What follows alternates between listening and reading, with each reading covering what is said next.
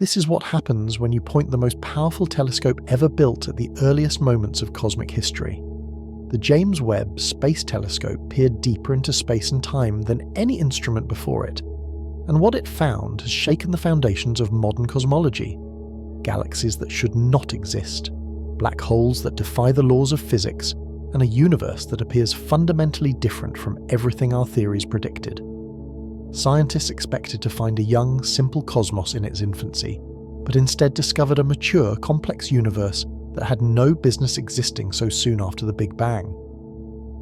The discoveries are so profound that researchers are questioning whether we understand anything about how the universe actually works. Webb launched on Christmas Day 2021 aboard an Ariane 5 rocket from French Guiana, and after a month-long journey through space, it reached its destination 1 million miles from Earth at a gravitational parking spot called Lagrange Point 2. The telescope unfurled its massive 21-foot mirror like origami in reverse, deploying a tennis court-sized sunshield to protect its ultra-sensitive infrared instruments from the heat of the sun, and when it finally opened its golden eye in the summer of 2022, astronomers held their breath.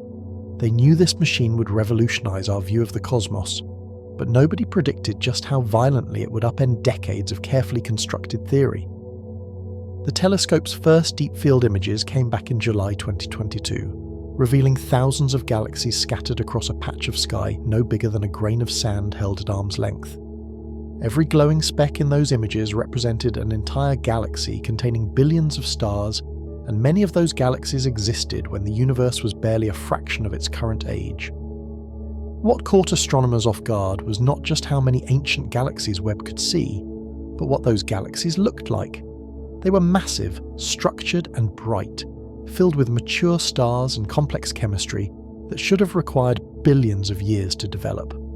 The prevailing models of cosmic evolution suggested the early universe would be populated by small, irregular, chaotic dwarf galaxies still in the process of assembling themselves through mergers and accretion, but Webb was showing researchers a cosmos that looked surprisingly normal. Within months of beginning science operations, the telescope identified objects at distances that pushed the boundaries of observational astronomy to their absolute limits.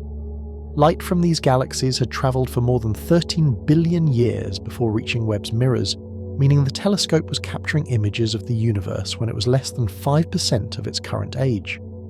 At those epochs, just a few hundred million years after the Big Bang, conventional wisdom held that stars were just beginning to form, and galaxies were tiny, formless collections of gas struggling to coalesce under gravity's weak pull in an expanding cosmos. What Webb revealed instead resembled a cosmic impossibility.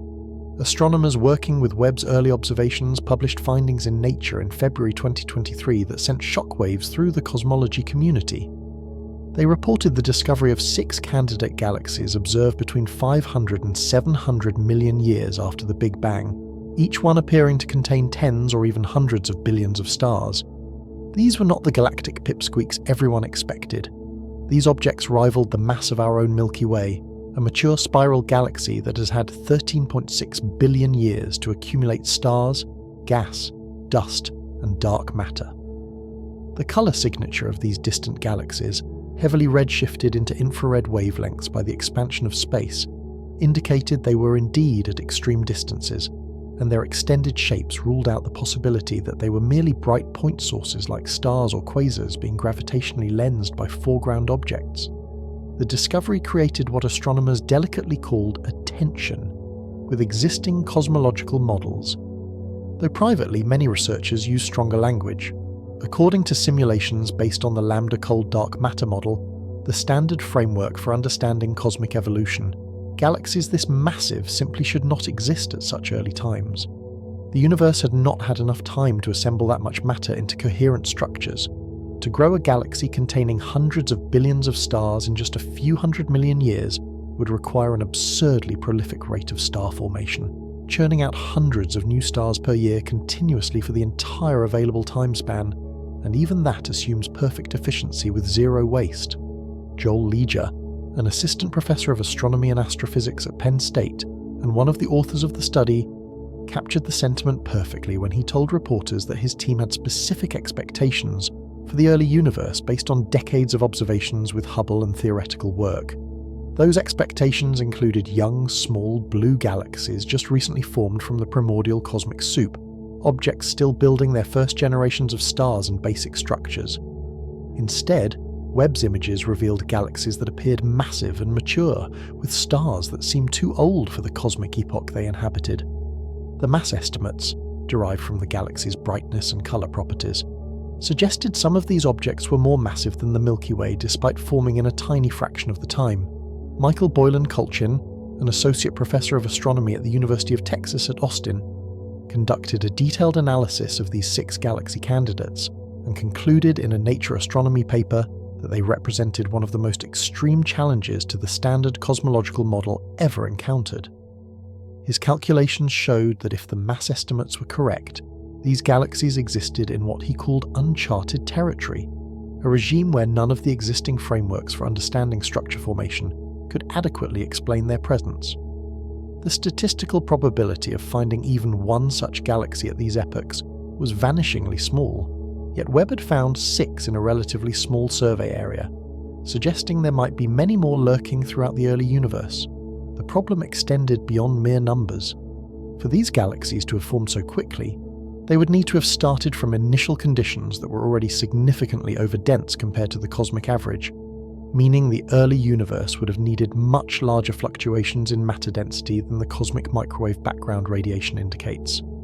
Those fluctuations are directly measurable in the afterglow of the Big Bang, and they show a universe with only tiny variations in density from place to place.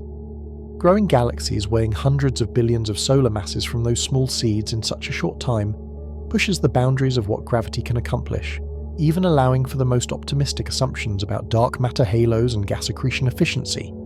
The implications rattled cosmologists because the lambda-cold dark matter model had been spectacularly successful at explaining virtually every other observation of cosmic structure. It accounted for the patterns in the cosmic microwave background, the distribution of galaxies across cosmic history, the abundance of light elements like hydrogen and helium, and the properties of galaxy clusters in the modern universe. Finding a major discrepancy at the earliest observable epochs raised uncomfortable questions. Either the observations were being misinterpreted, which seemed increasingly unlikely as more data accumulated, or something fundamental was missing from our understanding of how the universe evolved in its infancy. Researchers scrambled to find alternative explanations that might preserve the standard model. One possibility was that the objects were not galaxies at all, but rather some exotic new phenomenon that mimicked the appearance of massive galaxies while actually being far less substantial.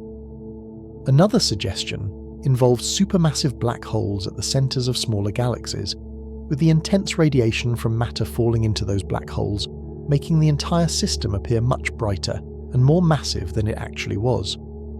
Catherine Chorowski, a graduate student at the University of Texas at Austin, led a follow-up study that explored this second possibility in depth, finding evidence that at least some of the apparently overmassive galaxies were indeed being brightened by actively feeding black holes at their cores. Chorowski's team used additional Webb data to measure spectral features in the light from these galaxies, searching for signatures that would distinguish stellar light from black hole-powered emission. What they discovered was that friction in gas rapidly spiraling into supermassive black holes generated heat and light that made these galaxies appear much brighter than they would be if their luminosity came purely from stars. This finding helped resolve part of the mystery, suggesting that estimates of stellar mass based on brightness alone were overinflated because they failed to account for the contribution from accreting black holes. But this solution immediately created a new problem that was arguably even more vexing than the original one. If these small, distant galaxies hosted supermassive black holes massive enough to dominate their light output, where did those black holes come from? Black holes do not spring into existence fully formed.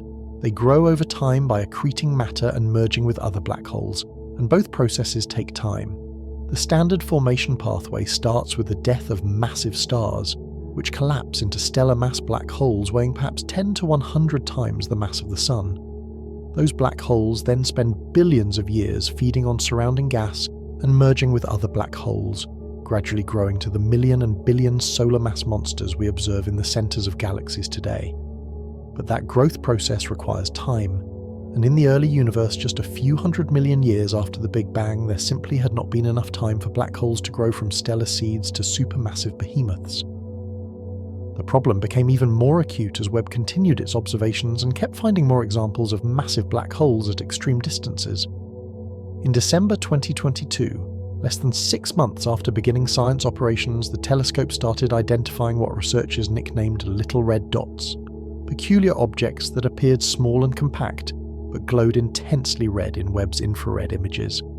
These enigmatic sources defied easy classification, exhibiting properties that suggested they were neither typical galaxies nor standard quasars.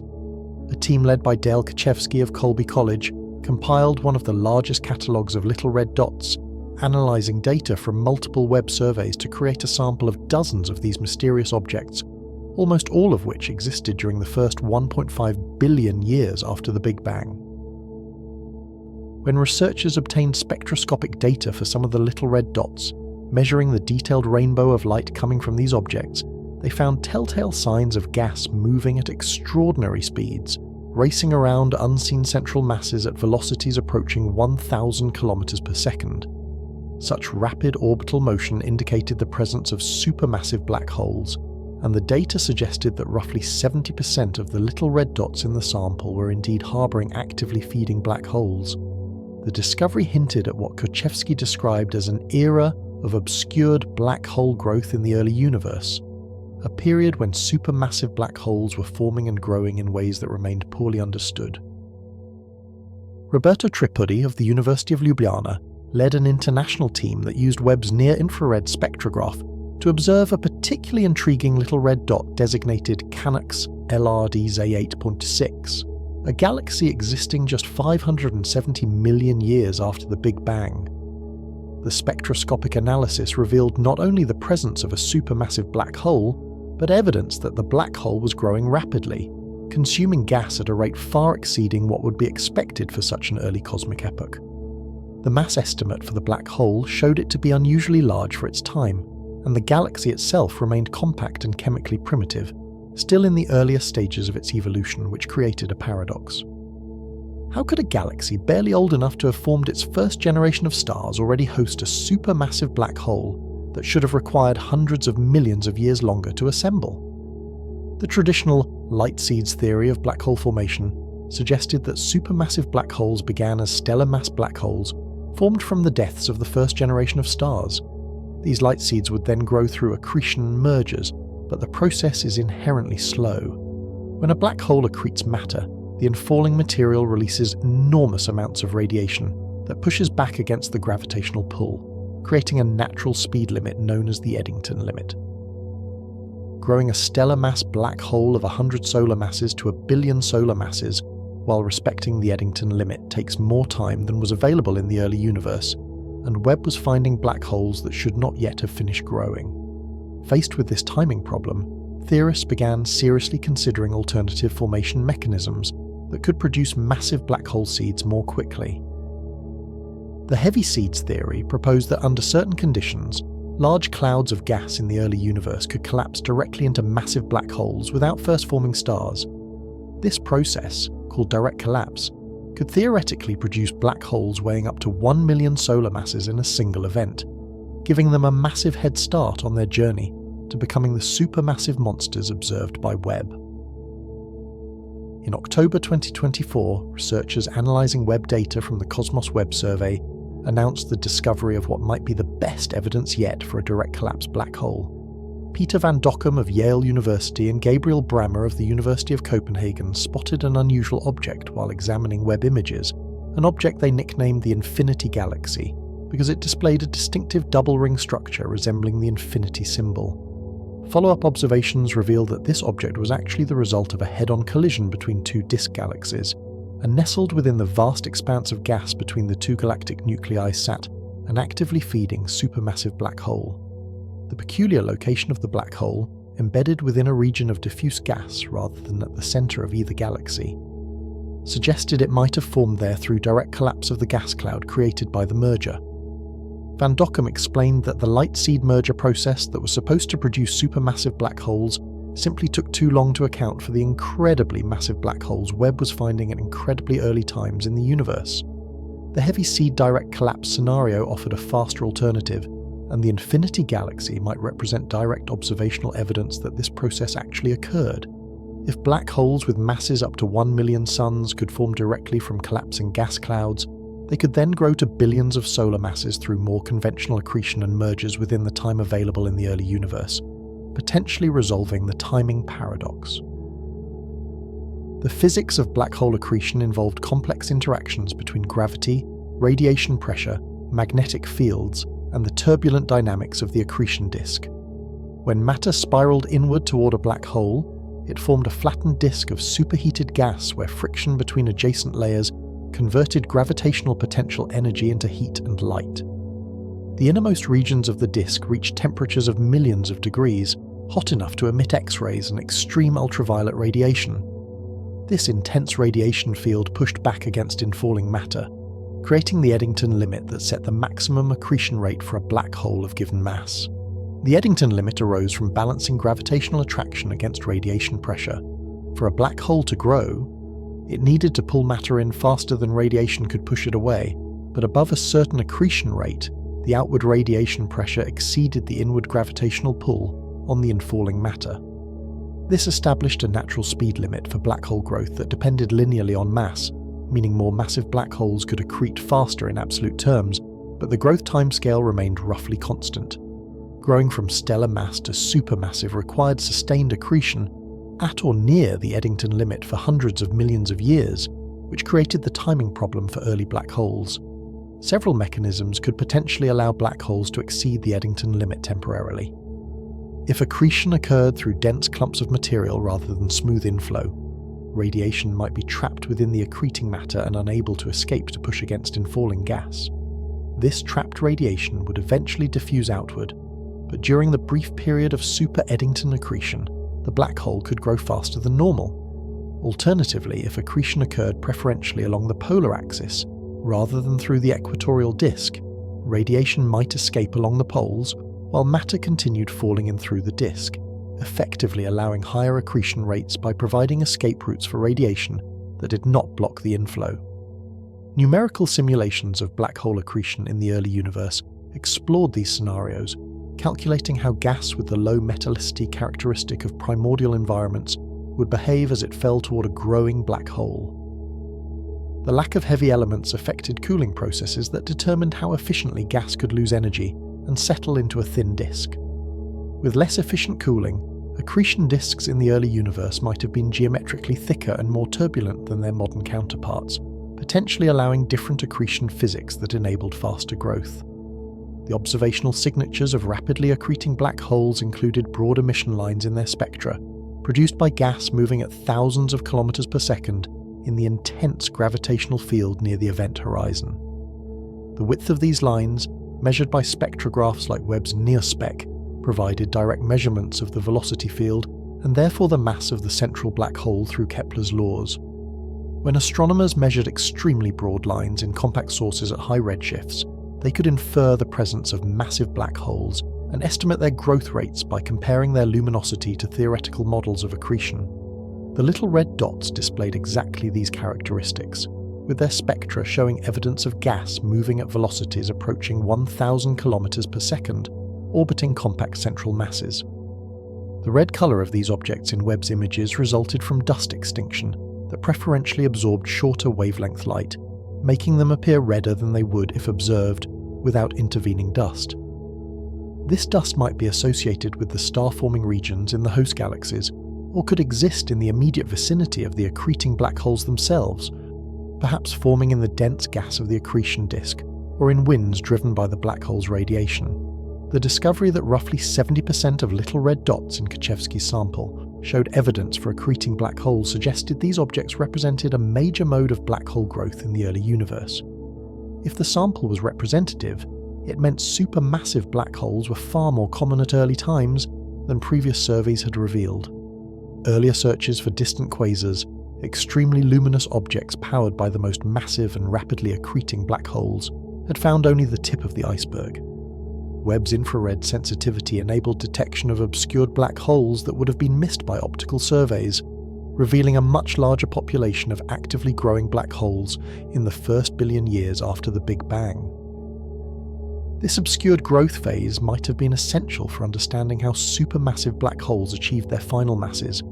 If black holes spent most of their growth time hidden behind dust and gas, only becoming visible as bright quasars during brief periods when they cleared out their surroundings, or when we viewed them from favourable angles, then the total population of growing black holes would vastly exceed the number of detected quasars. The duty cycle, the fraction of time a black hole spent in each phase of activity, determined how the observed population of luminous quasars related to the underlying population of all black holes regardless of their current accretion state. Theoretical models of black hole and galaxy coevolution suggested that feedback from black hole accretion played crucial roles in regulating galaxy growth. When black holes accreted matter rapidly, they released enormous amounts of energy that heated surrounding gas, potentially expelling it from the galaxy entirely and shutting down star formation. This feedback mechanism helped explain why the most massive black holes in the present-day universe had masses that correlated tightly with the properties of their host galaxies' stellar bulges, suggesting coevolution, where black holes and galaxies influenced each other's growth. In the early universe, this feedback might have operated differently because galaxies were smaller, denser, and more gas-rich than their modern counterparts.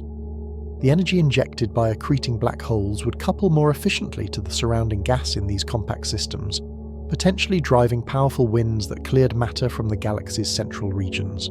Observations of distant little red dots did show evidence for high-velocity outflows, with some spectra displaying absorption features blue-shifted relative to the galaxy's systemic velocity, indicating gas flowing outward at speeds of hundreds or thousands of kilometers per second. These winds, driven by radiation pressure and potentially by jets launched along the black hole's rotation axis, carried away significant amounts of mass and energy.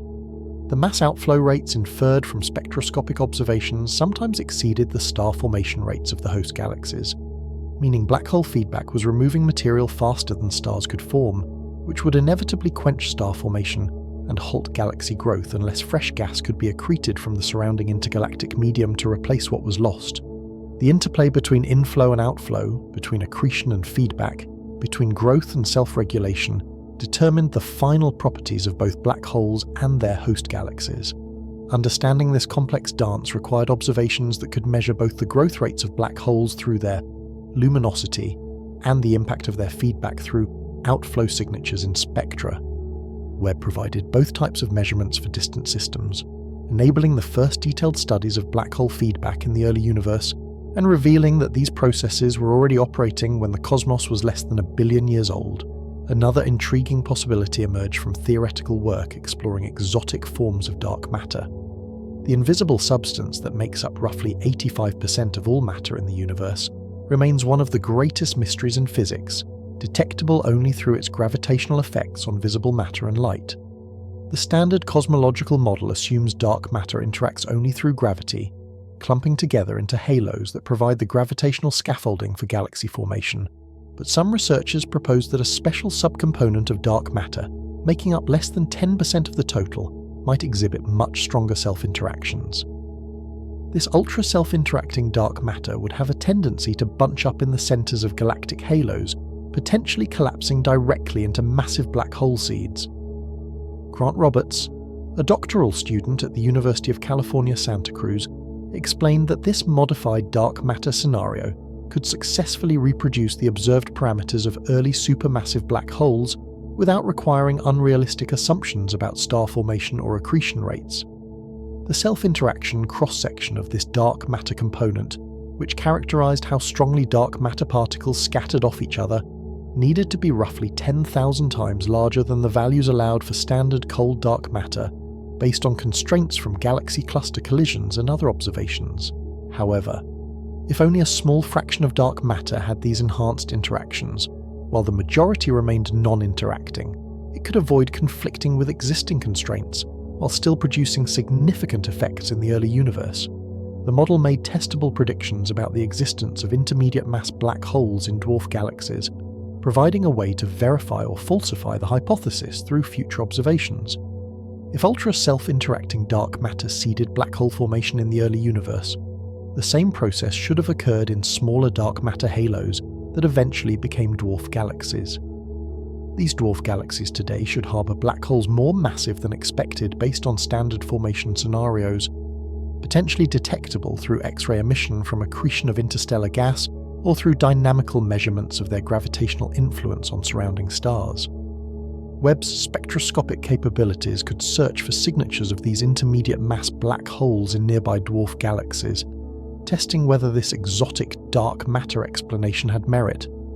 The direct collapse scenario investigated by Van Dockum and Brammer through their infinity galaxy observations represented another pathway to forming massive black hole seeds quickly. This mechanism required specific conditions that suppressed normal star formation while allowing gravitational collapse on larger scales.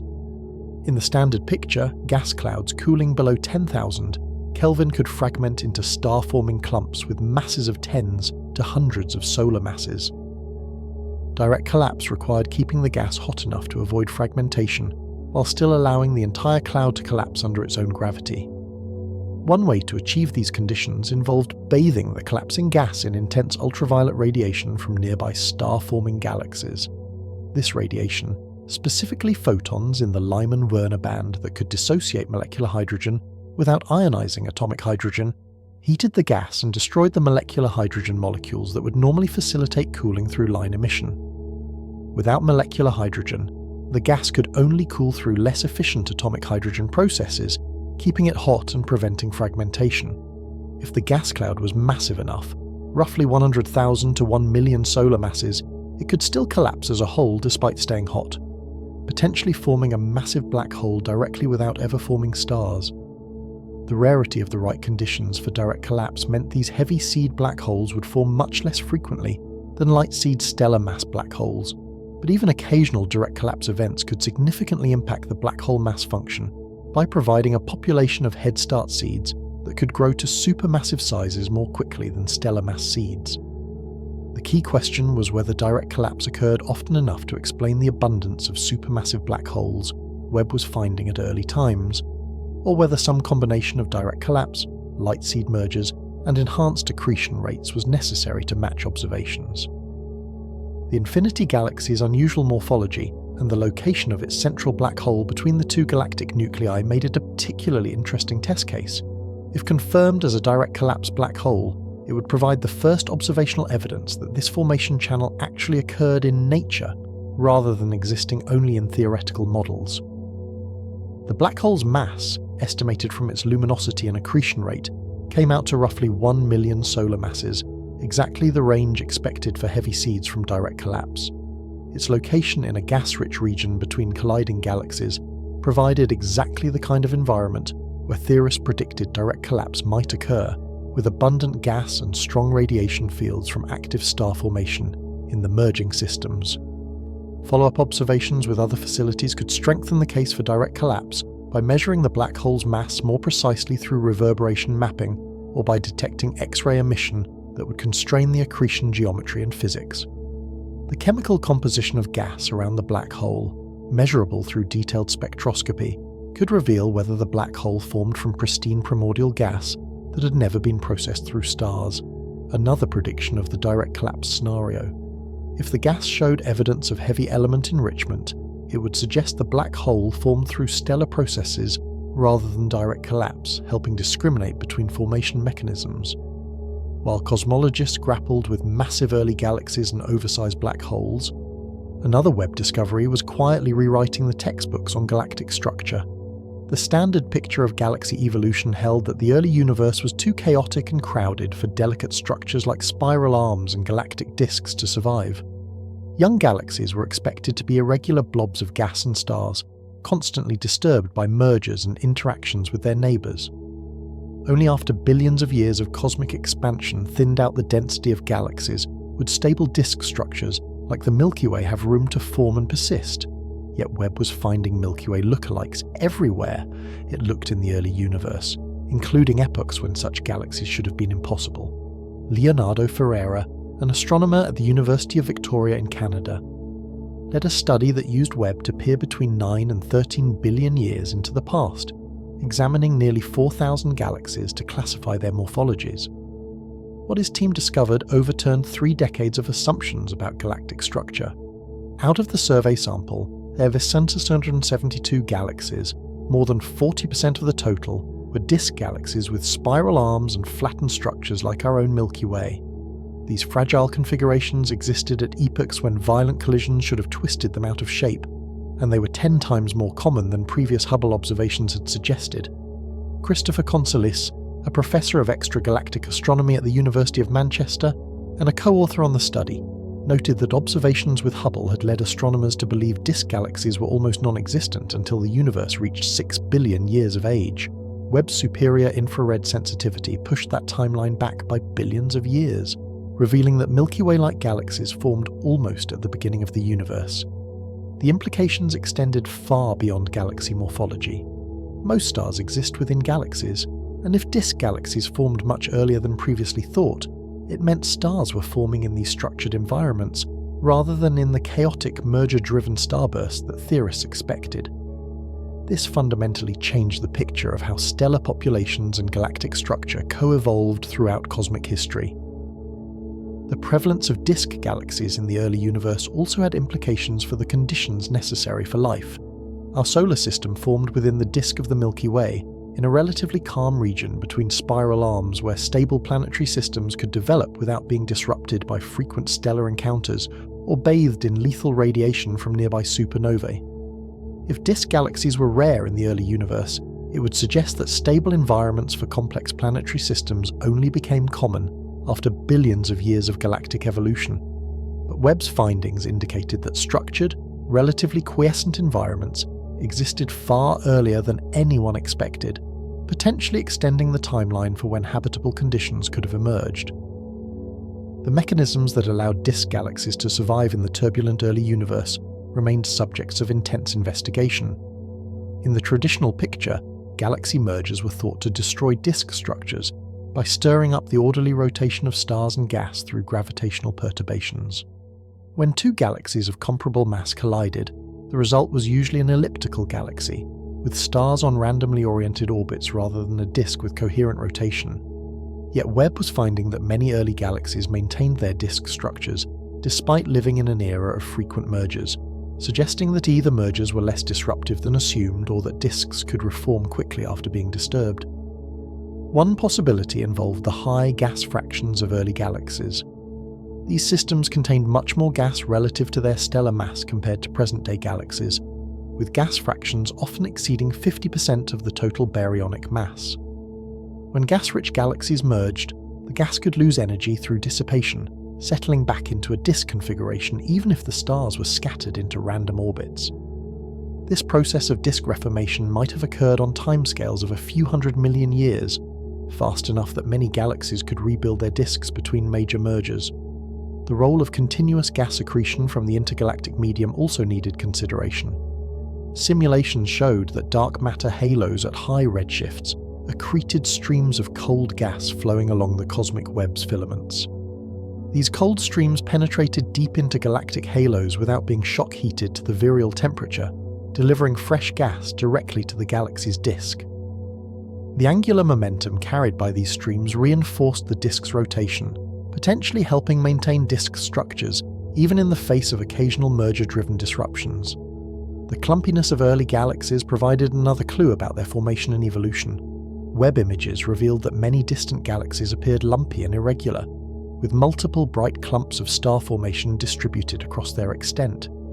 These clumps, each containing millions to billions of solar masses of stars formed through gravitational instabilities in the gas-rich disks. When the disk's surface density exceeded a critical threshold, regions of gas became gravitationally unstable and collapsed to form massive star clusters that appeared as bright knots in the galaxy's structure. Theoretical models predicted that these clumps would migrate inward through dynamical friction, gradually spiraling toward the galaxy's center where they would coalesce into a central bulge. This clump-driven bulge formation mechanism offered an alternative to the merger-driven bulge formation that dominated in low gas fraction systems. Whether early disk galaxies with prominent clumps evolved into modern spiral galaxies with small bulges, or into more bulge-dominated systems like lenticular galaxies, depended on the efficiency of clump migration and coalescence. The star formation properties of disk galaxies also differed systematically from those of irregular and elliptical galaxies. Disk galaxies exhibited more sustained, steady star formation spread across their disks, while irregular galaxies showed more bursty star formation concentrated in localized regions. This difference reflected the underlying gas dynamics and stability properties of different morphological types. The ordered rotation of disk galaxies allowed gas to settle into stable configurations where star formation could proceed gradually as gas accumulated to critical densities, while the chaotic gas motions in irregular galaxies led to more sporadic star formation, driven by compression events and mergers. The survival of spiral arm structures in early disk galaxies was particularly puzzling because these features were thought to be fragile and short-lived. Spiral arms in present-day galaxies like the Milky Way are density waves that rotate through the disk's stellar and gas population, temporarily increasing the density of material as they pass. These density waves can be excited by gravitational perturbations from companion galaxies or by instabilities within the disk itself. In the crowded early universe with frequent galaxy interactions, maintaining coherent spiral patterns seemed difficult, yet Webb images showed clear two-armed and multi-armed spiral structures in galaxies at redshifts above 2. The existence of bars in early galaxies provided additional surprises. Stellar bars, elongated structures extending from the galaxy's center through the disk, resulted from non-axis symmetric instabilities that redistributed angular momentum. Bars channeled gas inward toward the galaxy's center, feeding central star formation and potentially driving black hole growth. The detection of barred galaxies at high redshifts indicated that these instabilities could develop even in young, dynamically hot systems, challenging assumptions about the timescales required for bar formation. The relationship between galaxy morphology and environment in the early universe differed from patterns observed today. In the present epoch, disk galaxies predominate in lower density field environments, while elliptical galaxies concentrate in dense galaxy clusters. This morphology-density relation reflects the impact of environmental processes like ram pressure stripping, galaxy harassment, and mergers that are more efficient in dense environments. At high redshifts, the morphology-density relation appeared weaker or absent, with disk galaxies found in a wide range of environments, including protocluster regions where many galaxies were concentrated. This suggested that environmental effects took time to operate, requiring many passages through dense regions or sustained interactions with neighboring galaxies to transform morphologies significantly. The galaxy populations we observe today reflect billions of years of environmental processing, while the high redshift populations captured by Webb show galaxies in earlier evolutionary states before environmental effects had fully shaped their properties. Understanding this evolution required connecting observations at different cosmic epochs into coherent evolutionary sequences. The measurement techniques used to classify galaxy morphologies had to be adapted for high redshift observations. At the distances Webb observed, galaxies appeared much smaller on the sky, with their angular sizes often spanning just a few pixels in the images. This limited the morphological detail that could be extracted, making it difficult to distinguish subtle features like weak spiral arms or small bars. Machine learning algorithms trained on simulated galaxy images at various redshifts helped extract maximum information from the limited resolution available, classifying galaxies based on their overall light distributions and symmetry properties, even when fine details were not resolved. Color-based classification schemes provided complementary information about galaxy types. Disk galaxies with ongoing star formation appeared blue due to the light from hot young stars, while early-type galaxies dominated by old stellar populations appeared red.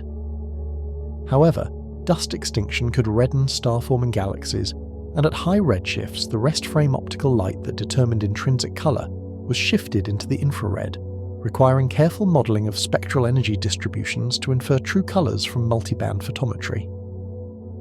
Webb's wavelength coverage was ideal for this purpose, spanning the wavelengths where high redshift galaxy light appeared after being redshifted. The discovery of mature galactic structures at early times connected back to the impossibly massive galaxies that had started the crisis. If galaxies could form disk structures, and spiral arms just a few 100 million years after the Big Bang, it suggested structure formation occurred much more rapidly and efficiently than models predicted.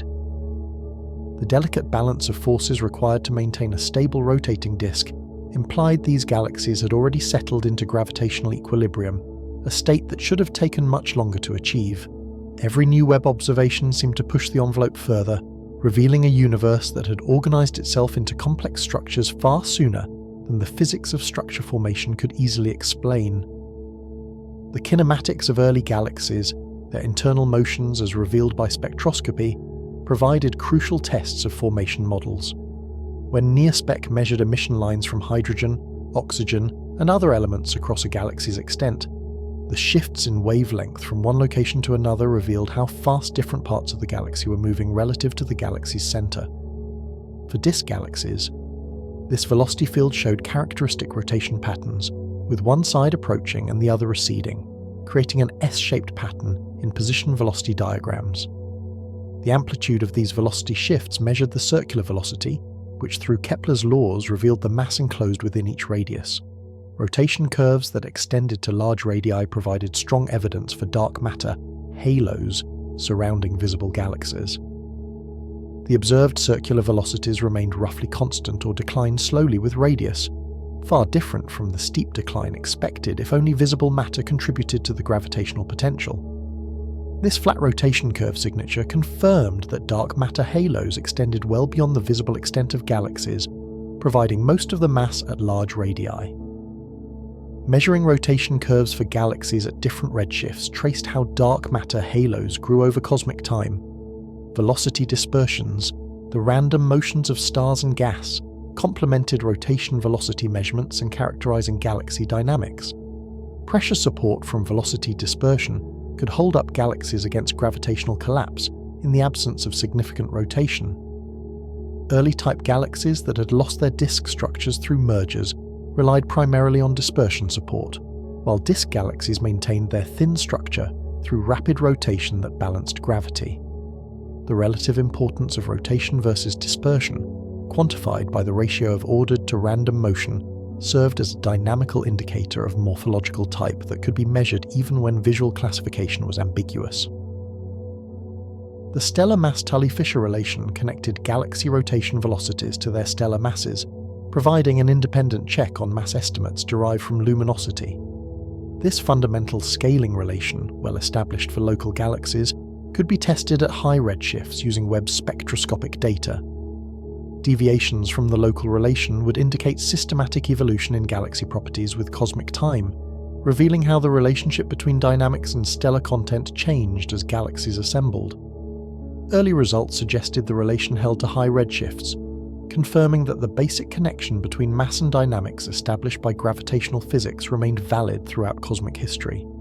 Deep within some of these early galaxies, Webb might have glimpsed the holy grail of observational astronomy, the first stars ever to ignite in the universe. These hypothetical objects, designated Population 3 stars, would have formed from pristine hydrogen and helium gas untainted by heavier elements, which did not yet exist in significant quantities.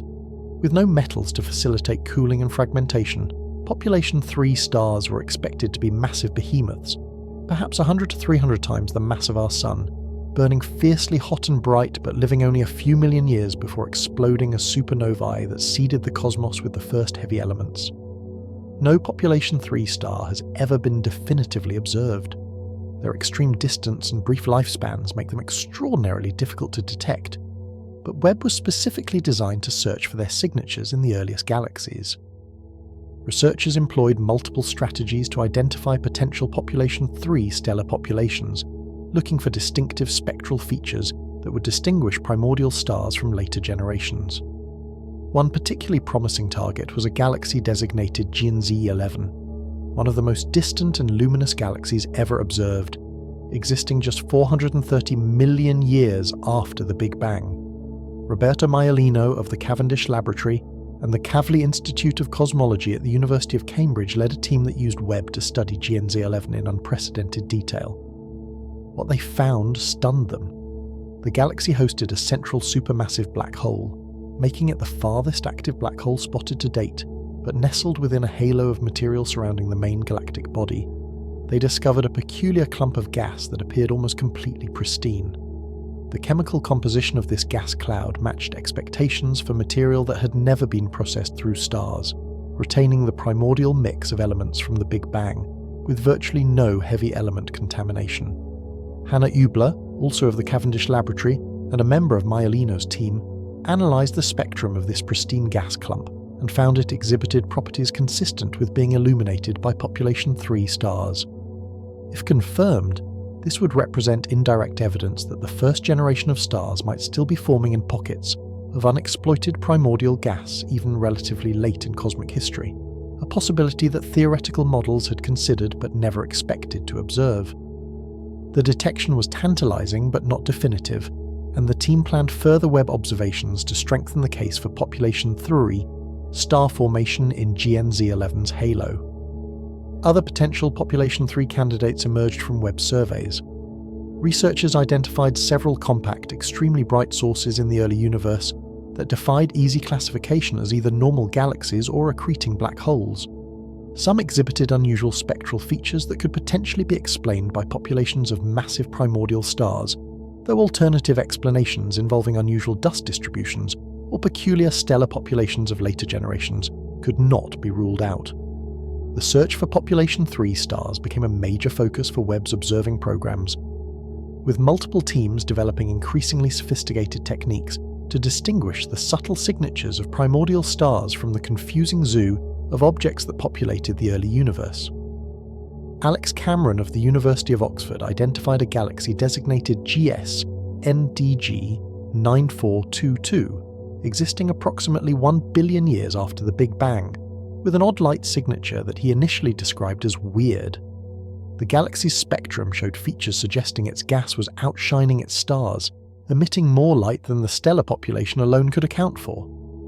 Harley Katz, a theorist and collaborator with Cameron, recognized that this pattern matched predictions for the environments of the universe's first generation of stars. While the data showed the galaxy did not host pure population 3 stars because its spectrum revealed too much chemical complexity, the exotic stellar population it did contain might represent a transitional phase between primordial stars and the types of galaxies we observe today.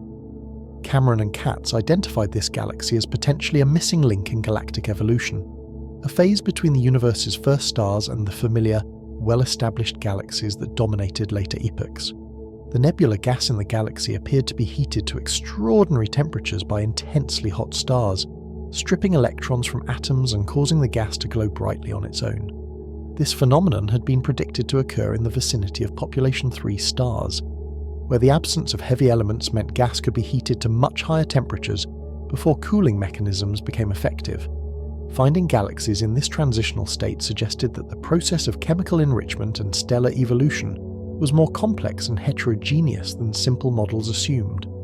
The ultimate goal of these searches was not just to find population 3 stars, but to understand how the universe transitioned from darkness to light.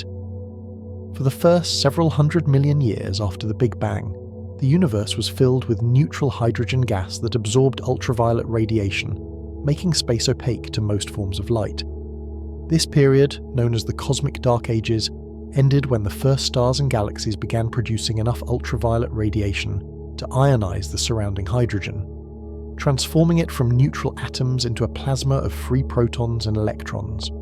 This process, called Reionization, was one of the most important phase transitions in cosmic history, turning the universe from opaque to transparent and allowing light to travel freely across cosmic distances. Webb observations were revealing that Reionization occurred earlier and more rapidly than previous models suggested. The abundance of galaxies in the first billion years after the Big Bang meant there were many more sources of ultraviolet radiation flooding the universe than astronomers had anticipated.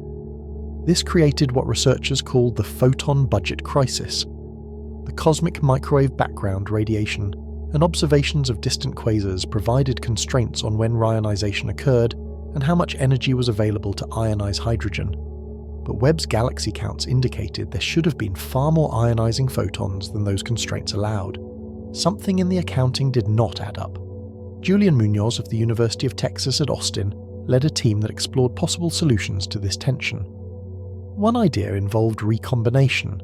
the process where ionized protons and electrons could recombine to form neutral hydrogen again. If recombination was more efficient than models assumed, it would mean more photons were required to maintain an ionized state, potentially reconciling Webb's galaxy counts with other observational constraints. Alternatively, the discrepancy might indicate that early galaxies were more efficient at producing ionizing radiation than current stellar population models predicted. Perhaps due to unusual stellar populations or different initial mass functions that favoured more massive, hotter stars that emit more UV light. The Reionization crisis exemplified a recurring theme in Webb's discoveries. Nearly every major finding suggested the early universe was more active, more structured, and more complex than theoretical frameworks comfortably predicted. Galaxies formed earlier, black holes grew faster, disk structures persisted when they should have been destroyed, and stars produced more radiation than expected. Each individual discrepancy might be explained away through adjustments to specific parameters or assumptions, but the cumulative weight of all these tensions suggested something more fundamental might be missing from our understanding of cosmic evolution in the first billion years. As Webb continued its systematic surveys of the early universe, the evidence kept accumulating. In January 2024, astronomers announced the discovery of JWST, a galaxy observed at a redshift of 14.32, corresponding to just 290 million years after the Big Bang. This shattered the previous distance record for confirmed galaxies and pushed Webb's observations to within striking distance of the era when the very first stars began to light up the cosmos. The galaxy appeared surprisingly bright and extended, exhibiting properties that challenged expectations for such an early object. The JADES, or James Webb Advanced Deep Extragalactic Survey, represented one of the most ambitious programs undertaken with Webb, combining data from the telescope's near-infrared camera and near-infrared spectrograph to map galaxies across a wide range of cosmic epochs.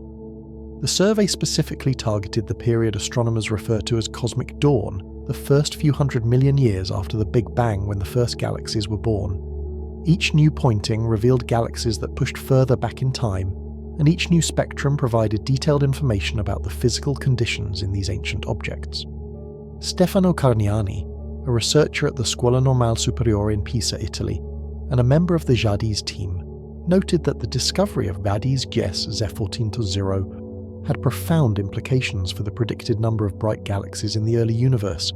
If objects this luminous existed at such early times, and if they were not exceptionally rare flukes but representative of a larger population, then cosmological models significantly underestimated how efficiently the early universe could form galaxies. The small region of sky surveyed to find this one object suggested many similar galaxies awaited discovery, and as Webb conducted deeper and wider surveys over the coming years, astronomers anticipated building up comprehensive censuses of galaxies extending to even earlier cosmic times.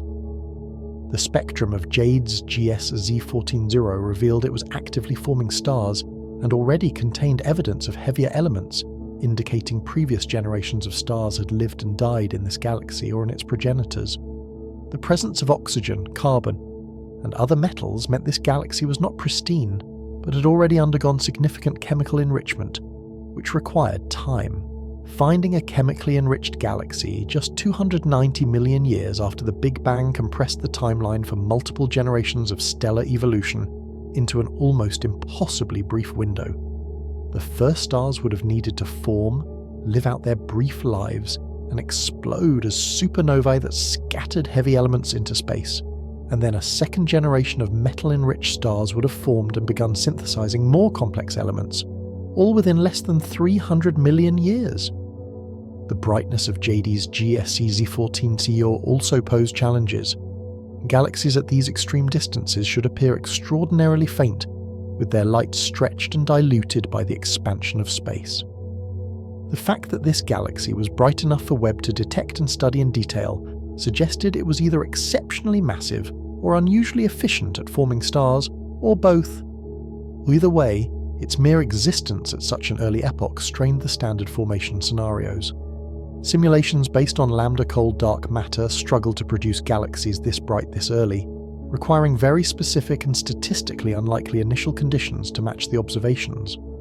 As astronomers pushed Webb to its observational limits, they began detecting objects at even higher redshifts, though confirming their distances remained challenging without detailed spectroscopic follow-up. In late 2024, a team led by Bangjeng Tom Sun at the University of Missouri compiled a catalogue of 300 mysterious objects that appeared to be some of the earliest galaxies ever formed.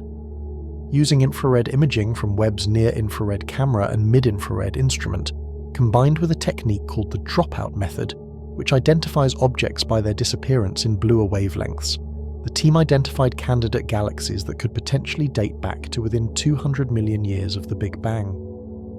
The 300 candidates exhibited unusual properties that made them brighter than they should be at such enormous distances. The team's analysis suggested these objects might represent very early galaxies caught in the act of forming, but confirming their nature required additional observations.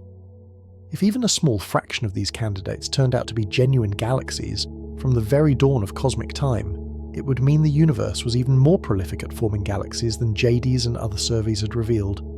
The sheer number of candidates also hinted that bright massive galaxies might not be rare flukes in the early universe, but relatively common features of the cosmic landscape at those epochs. Haojing Yan, an astronomy professor at the University of Missouri and co-author of the study, emphasized that these mysterious objects were candidates, not confirmed galaxies, and that definitive characterization would require follow-up spectroscopy to pin down their distances and properties. Nevertheless, he noted that if these objects represented what the team suspected, they could fundamentally challenge current ideas about how galaxies formed in the early universe. Each new survey seemed to reveal more surprises, suggesting that the observable early universe was densely populated with galaxies in various stages of formation and evolution, a far cry from the sparse, simple landscape that theorists had envisioned. The cumulative weight of Webb's discoveries placed enormous pressure on the lambda cold dark matter model, the standard framework cosmologists had used for decades to understand the universe's evolution. This model, often abbreviated as LCDM, incorporated Einstein's general relativity, dark matter as a gravitationally interacting but otherwise invisible substance, and dark energy as a constant force driving the accelerated expansion of space. It had successfully explained an impressive array of observations, from the patterns in the cosmic microwave background to the distribution of galaxies in the present-day universe. But Webb was revealing that LCDM struggled to account for structure formation in the first billion years after the Big Bang. The model's predictions for galaxy formation depended critically on the properties of dark matter, which was assumed to be cold, meaning its particles moved slowly compared to the speed of light. Cold dark matter clumped efficiently under gravity, forming the halos within which normal matter could collect and form galaxies. The growth rate of these structures was determined by the initial density fluctuations present in the early universe, which were measured with exquisite precision through observations of the cosmic microwave background. Given those initial conditions, LCDM predicted a specific timeline for when galaxies of various masses should form. Webb's observations violated these predictions in multiple ways. Galaxies appeared too massive too early, forming faster than the available time allowed even under optimistic assumptions about star formation efficiency. Black holes grew to supermassive sizes in time spans that seemed incompatible with known accretion physics. Disk galaxies established stable structures in epochs when mergers should have kept them perpetually disrupted. The universe produced more ionizing radiation than the predicted galaxy population could account for. Each individual discrepancy might be accommodated through modifications to specific assumptions, but addressing all of them simultaneously required either a major overhaul of multiple components of the model, or acceptance that some fundamentally new physics was at play in the early universe. Some researchers suggested the issues might stem from incomplete understanding of star formation in early galaxies, rather than problems with the underlying cosmological model. Perhaps the initial mass function, the distribution of stellar masses when stars form, was different in the early universe, favouring more massive stars that would be brighter and would produce more ionizing radiation. This could make galaxies appear more massive and luminous than they actually were, while also solving the reionization photon budget problem. But calibrating models with different initial mass functions proved difficult because we lack direct observations of stellar populations in galaxies at these extreme distances. Most of what we infer about these galaxies comes from their integrated light, making it challenging to disentangle stellar population properties from other factors like dust extinction and chemical composition. Others proposed modifications to dark matter physics. If dark matter had additional properties beyond simple gravitational interaction, such as the self-interacting behavior suggested by the ultra-self-interacting dark matter models, structure formation might proceed differently than LCDM predicted. These modified dark matter scenarios could potentially enhance structure formation on certain scales while preserving the model's successes in explaining other observations, but introducing new dark matter physics opened a Pandora's box of possibilities, and without independent constraints on what those new properties should be, it became difficult to distinguish between models based solely on their ability to fit Webb's galaxy observations. A more radical possibility involved modifying the theory of gravity itself. General relativity had passed every test thrown at it for more than a century, but most of those tests occurred in relatively strong gravitational fields like the solar system or binary pulsar systems. On cosmological scales, where gravitational fields are extraordinarily weak and dynamics are dominated by dark matter and dark energy, perhaps gravity behaves differently than Einstein's equations predict. Modified gravity theories like MOND, modified Newtonian dynamics, had been proposed to explain galaxy rotation curves without invoking dark matter, but most of these theories struggled to explain cosmological observations. Some newer variants attempted to modify gravity in ways that would enhance structure formation on large scales, while preserving general relativity's successes in the solar system. But these theories remained speculative and required additional testing. The cosmological principle itself came under scrutiny. This foundational assumption of modern cosmology states that the universe is homogeneous and isotropic on sufficiently large scales, meaning no location or direction is special. If true, our observations of the local universe should be representative of the universe as a whole, and the physics we measure here should apply everywhere. Webb's observations raised the unsettling possibility that the early universe was more inhomogeneous than the cosmological principle allowed, with enormous variations in galaxy density and structure from region to region. If we happen to be observing a particularly unusual patch of the early universe, it might appear dramatically different from the statistical average, leading to false conclusions about cosmic evolution. Testing the cosmological principle at early times was challenging, because we could only observe the early universe from our particular vantage point. Future surveys that covered much larger areas of sky would help determine whether Webb's findings represented typical conditions or statistical flukes, but even with extensive surveys, the interpretation would remain complicated by selection effects and observational biases. Bright, massive galaxies were easier to detect than faint small ones, so any flux-limited survey would naturally preferentially find the most extreme objects. Determining whether those extreme objects were genuinely common or merely the bright tip of a much larger iceberg required sophisticated statistical modelling that accounted for incompleteness in the observations.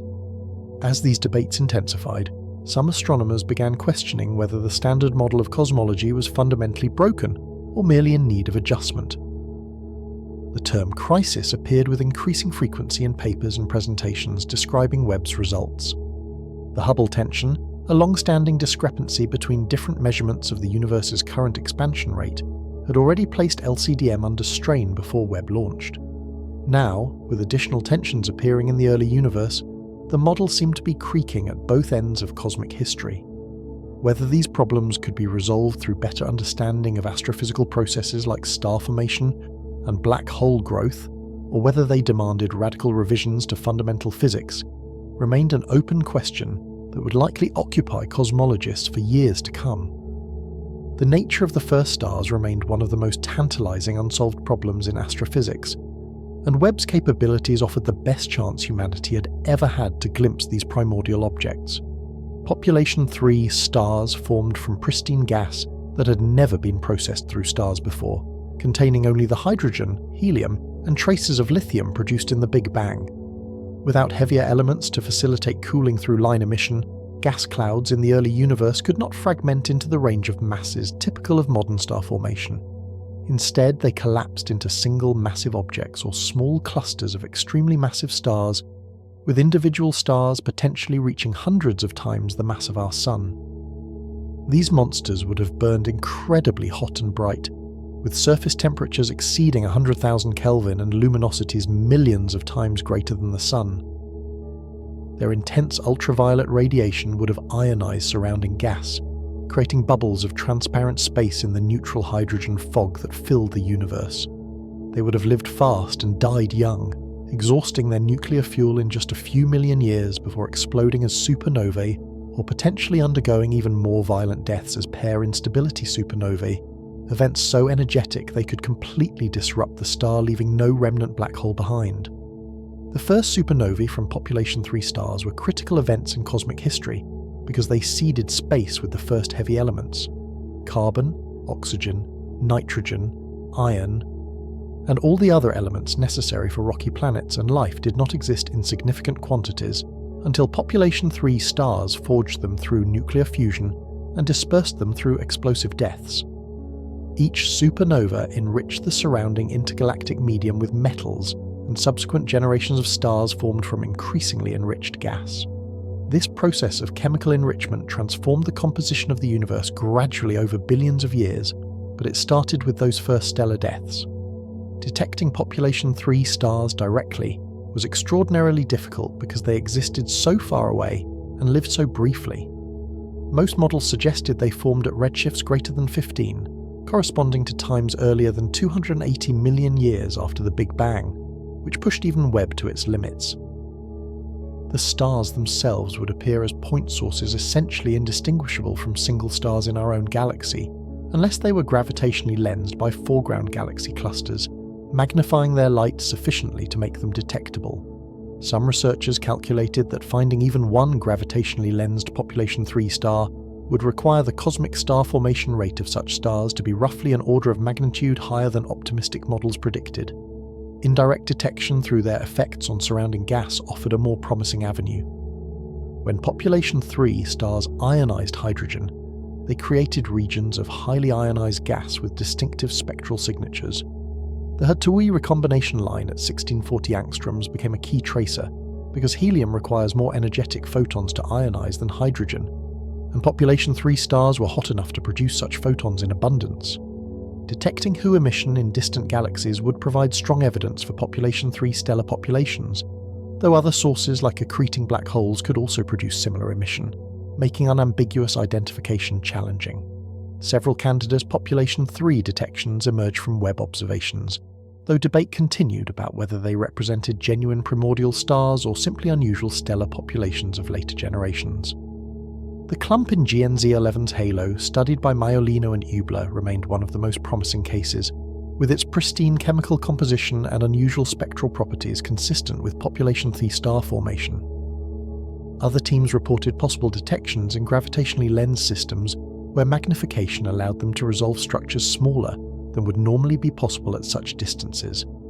Alessandra Venditti of the Sapienza University of Rome led theoretical work exploring how population 3 star formation might persist well into the epoch of reionization at redshifts between 6 and 10. Her team's cosmological simulations showed that pockets of pristine gas could survive even within globally enriched halos that had already experienced star formation, thanks to the inhomogeneous and patchy nature of metal enrichment. This meant population 3 stars might continue forming sporadically in isolated pristine gas clouds, hundreds of millions of years after the first stars ignited, providing more opportunities for Webb to detect them than if they had existed only at the earliest possible times. The search for population 3 stars connected directly to understanding cosmic reionization. These massive hot stars would have been extraordinarily efficient producers of ionizing photons, and their contribution to reionization depended critically on how many of them formed and when. If population 3 stars dominated early star formation, they could have produced enough ionizing radiation to begin reionization much earlier than models based solely on normal stellar populations predicted. Conversely, if population 3 star formation was rare or confined to very small halos, their contribution to reionization would have been minimal, and the photon budget crisis would need to be solved through other means. The physics of reionization involved understanding how ionizing photons from stars and possibly black holes propagated through the neutral hydrogen filling the universe. Each ionizing photon with enough energy to strip an electron from a hydrogen atom created a small bubble of ionized plasma around its source. As more stars formed and more photons were produced, these bubbles grew and eventually overlapped, gradually transforming the universe from neutral to ionized. The process was not uniform but patchy, with ionized regions first appearing around the densest concentrations of star formation and gradually expanding to fill the entire volume. The neutral hydrogen that filled the universe during the Dark Ages absorbed ultraviolet light shorter than the Lyman alpha wavelength of 1216 angstroms, making the universe opaque to most stellar light. As reionization progressed and hydrogen became ionized, the universe became transparent, allowing light to travel freely over cosmological distances. This transition had profound effects on galaxy evolution because it heated the intergalactic medium to temperatures of 10,000 to 20,000 Kelvin, increasing the pressure that resisted gravitational collapse and making it harder for low-mass galaxies to accrete fresh gas to fuel star formation. The timing of reionization could be constrained through multiple observational techniques. The cosmic microwave background showed evidence for reionization through Thomson scattering of CMB photons or free electrons in the ionized medium, which created a specific signature in the CMB's polarization pattern. The amplitude of this signature measured the integrated optical depth to Thomson scattering, which depended on when reionization occurred and how long it lasted. The Planck satellite's measurements indicated reionization ended around redshift 6 to 7, but the beginning of reionization was less well constrained. The Lyman alpha forest, a series of absorption features in the spectra of distant quasars caused by neutral hydrogen along the line of sight, provided another probe of reionization. As the universe became increasingly ionized at lower redshifts, the amount of neutral hydrogen decreased, causing the Lyman alpha forest absorption to weaken. The complete absence of transmitted flux in quasar spectra at wavelengths shorter than Lyman alpha indicated that neutral hydrogen fractions remained substantial at redshifts above 6, setting a lower limit on when reionization completed. Webb's galaxy counts provided a third constraint by measuring how many sources of ionizing photons existed at different epochs. The photon budget crisis emerged from the tension between these different probes. Webb found many more galaxies at high redshifts than previous surveys, and if these galaxies produced ionizing photons at the rates expected from their star formation, they should have ionized the universe much earlier than the CMB and Lyman alpha forest indicated. Something had to give. Either the galaxies produced fewer ionizing photons than assumed, or more photons were required to maintain ionization than models predicted, or some combination of both. The escape fraction of ionizing photons from galaxies became a critical parameter in resolving this tension. Not all ionizing photons produced in stellar atmospheres escaped into the intergalactic medium, where they could contribute to reionization. Some were absorbed by neutral hydrogen within the galaxy itself, while others were blocked by dust that converted their energy into infrared radiation. The fraction that successfully escaped depended on the galaxy's gas content, dust abundance, and the geometry of gas and dust distributions. Measurements suggested escape fractions varied widely from galaxy to galaxy, ranging from nearly zero in dust-rich systems to values approaching 20% in compact star-forming galaxies with powerful feedback.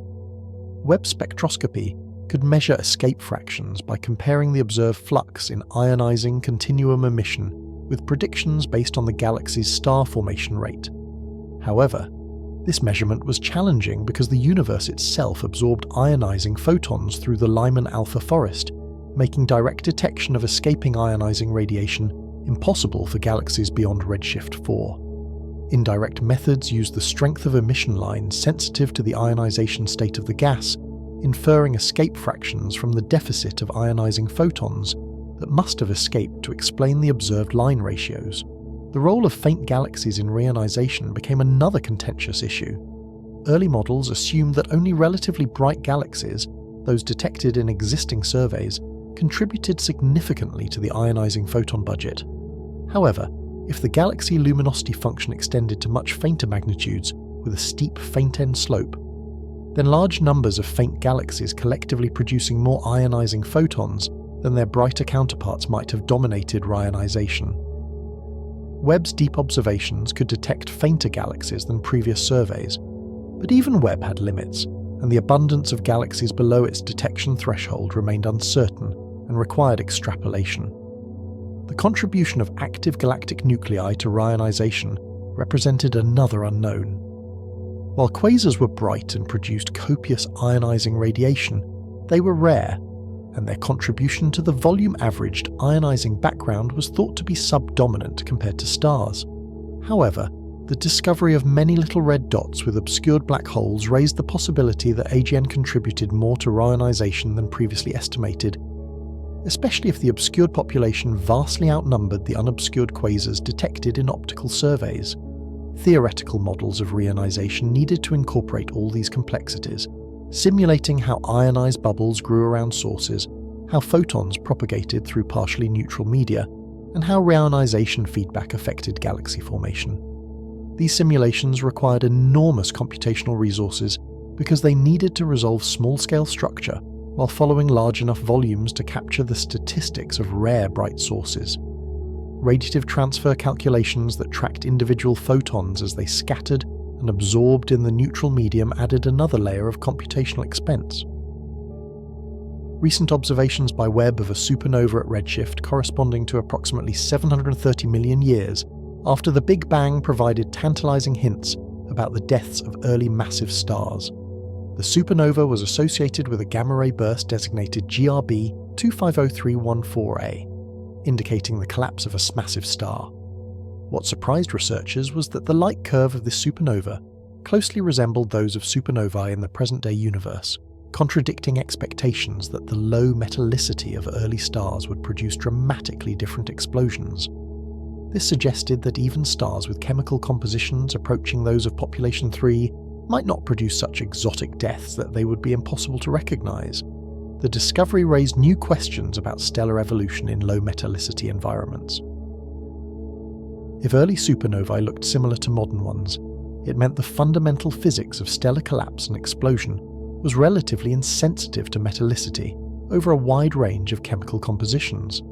This was actually useful for observers because it meant techniques developed for studying nearby supernovae could be applied to distant events without worrying that the physics was fundamentally different, but it also highlighted gaps in theoretical understanding of how metallicity affects stellar structure and evolution. The interplay between observations and theory would be crucial for interpreting future detections of distant supernovae and using them to constrain population 3 properties. The metal enrichment process in the early universe followed a complex pattern determined by how supernovae distributed their ejecta. Metals were not uniformly mixed into the intergalactic medium, but instead concentrated in regions near star formation sites. Galactic winds driven by supernovae and stellar feedback could eject enriched material from galaxies into their surroundings, polluting the intergalactic medium with heavy elements. The efficiency of this process depended on the depth of the gravitational potential, with low-mass galaxies more easily losing enriched gas to winds while massive galaxies retained most of their metals. The correlation between galaxy mass and metallicity, observed in present-day galaxies, reflected this differential retention of metals. More massive galaxies with deeper potential wells kept more of their supernova ejecta, leading to higher metallicities for given star formation histories. Webb measurements of early galaxy metallicities tested whether this mass-metallicity relation held at high redshifts, or whether enrichment proceeded differently when galaxies were younger and more gas-rich. Early results suggested the relation existed at redshifts above 8, indicating that similar physical processes governed metal retention throughout cosmic history. The spatial distribution of metals within galaxies provided additional constraints on enrichment mechanisms. If metals were produced uniformly throughout a galaxy's star-forming regions and mixed efficiently with the interstellar medium, metallicity should be relatively constant across the galaxy. However, if mixing was inefficient or if certain regions experienced particularly intense star formation and supernova activity, metallicity gradients could develop with central regions becoming more enriched than the outskirts. Webb's integral field spectroscopy capabilities enabled mapping metallicity variations across spatially resolved galaxies, revealing whether enrichment was homogeneous or patchy. The detection of specific elements beyond hydrogen and helium offered clues about the stellar populations that produced them. Oxygen, the most abundant heavy element in the universe after carbon, was produced primarily in massive stars that exploded as core collapse supernovae. The ratio of oxygen to iron, another important diagnostic, distinguished the contributions of core collapse supernovae that produced both elements from type 1a supernovae that produced mainly iron. By measuring these ratios in early galaxies, astronomers could infer the relative importance of different stellar death mechanisms in enriching the early universe. Nitrogen, predominantly produced in intermediate mass stars during their asymptotic giant branch phases, required longer timescales to appear because these stars lived hundreds of millions of years before enriching their surroundings. The detection of nitrogen in galaxies just a few 100 million years after the Big Bang constrained how quickly the first generation of intermediate mass stars evolved and contributed to chemical enrichment. Carbon, produced both by massive stars and AGB stars, showed complex abundance patterns that depended on the detailed stellar evolution pathways and mass loss rates of stars at different metallicities. Webb's deepest observations pushed the boundaries of what was physically possible with a space telescope of its size. The JD's origins field represented thousands of hours of exposure time pointed at a single patch of sky, building up sensitivity to detect the faintest possible objects at the greatest possible distances. These ultra-deep fields revealed galaxies barely visible, even to Webb's sensitive detectors, appearing as faint smudges that required careful analysis to confirm they were real astronomical sources rather than instrumental artifacts or background noise. Each confirmed detection at extreme redshifts provided another data point for understanding when and how galaxies formed in the very early universe. The redshift distribution of galaxies in these deep fields showed a surprising abundance of objects at redshifts greater than 10, corresponding to times before the universe was 500 million years old. The fact that Webb could detect so many galaxies at these extreme distances indicated they were more common than pre-launch predictions anticipated.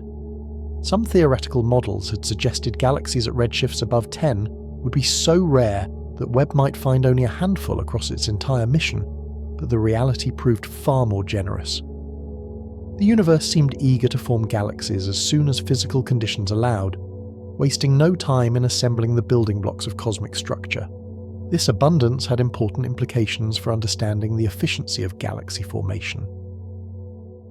Theoretical models made predictions about what fraction of available baryonic matter, the normal protons and neutrons that make up stars and gas, would successfully collect into galaxies at different cosmic epochs.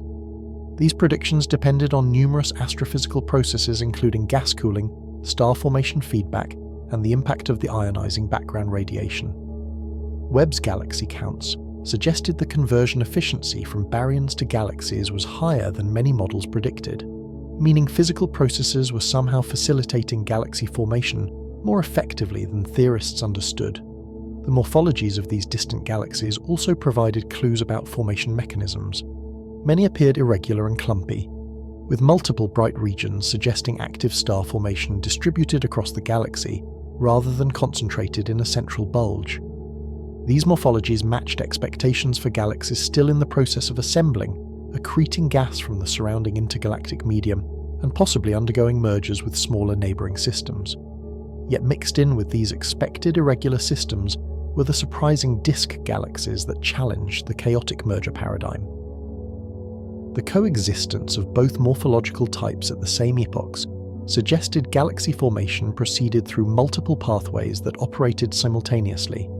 Spectroscopic observations provided the most detailed information about these distant galaxies, revealing not just their distances but also their physical conditions, chemical compositions, star formation rates, and gas kinematics. Webb's near-infrared spectrograph could measure emission lines from hydrogen, oxygen, nitrogen, and other elements, determining which ions were present and in what quantities. These measurements constrained the temperatures and densities of ionized gas, the intensity of the radiation field from young stars, and the history of chemical enrichment. Building up large samples of spectroscopic observations required enormous amounts of precious telescope time, but the resulting insights into the physical state of early galaxies made the investment worthwhile. Caspar Heinz of the Cosmic Dawn Center at the University of Copenhagen led a team that used Webb spectroscopy to study 3 galaxies existing between 400 and 600 million years after the Big Bang. The observations revealed these galaxies were surrounded by enormous amounts of dense gas that appeared to be almost purely hydrogen and helium, still pristine and unpolluted by heavier elements. The gas was actively falling onto the galaxies, feeding their star formation and growth. The detection of such large gas reservoirs indicated these galaxies had not yet converted most of their available fuel into stars, meaning they were still in very early stages of their evolution and would continue forming stars vigorously for millions or billions of years to come. Darach Watson, also of the Cosmic Dawn Center and a co-author on the study, explained that the widespread and thick neutral hydrogen gas surrounding these galaxies represented direct observation of the assembly process. They were witnessing gas cooling and clumping to form new stars, the fundamental process driving galaxy growth throughout cosmic history. The fact that this process was already operating efficiently just a few 100 million years after the Big Bang showed that the physical mechanisms enabling star formation were in place essentially as soon as galaxies began to form. There was no long delay between the appearance of the first dark matter halos and the onset of star formation within them. Gabriel Brammer, an associate professor at the Cosmic Dawn Center, noted that images and data of these distant galaxies had been impossible to obtain before Webb.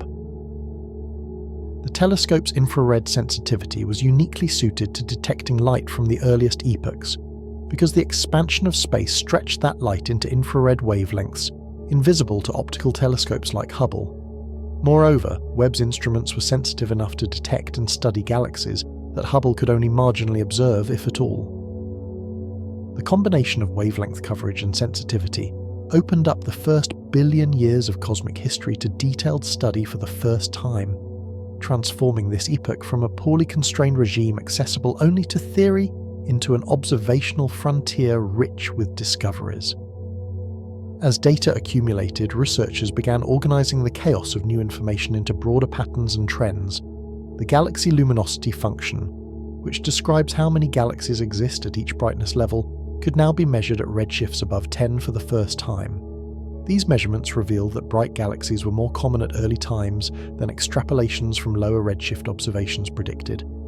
The shape of the luminosity function suggested the first galaxies grew rapidly and efficiently, reaching high masses and luminosities in relatively short time spans. This rapid growth was part of what created tensions with theoretical models that struggled to assemble so much mass so quickly.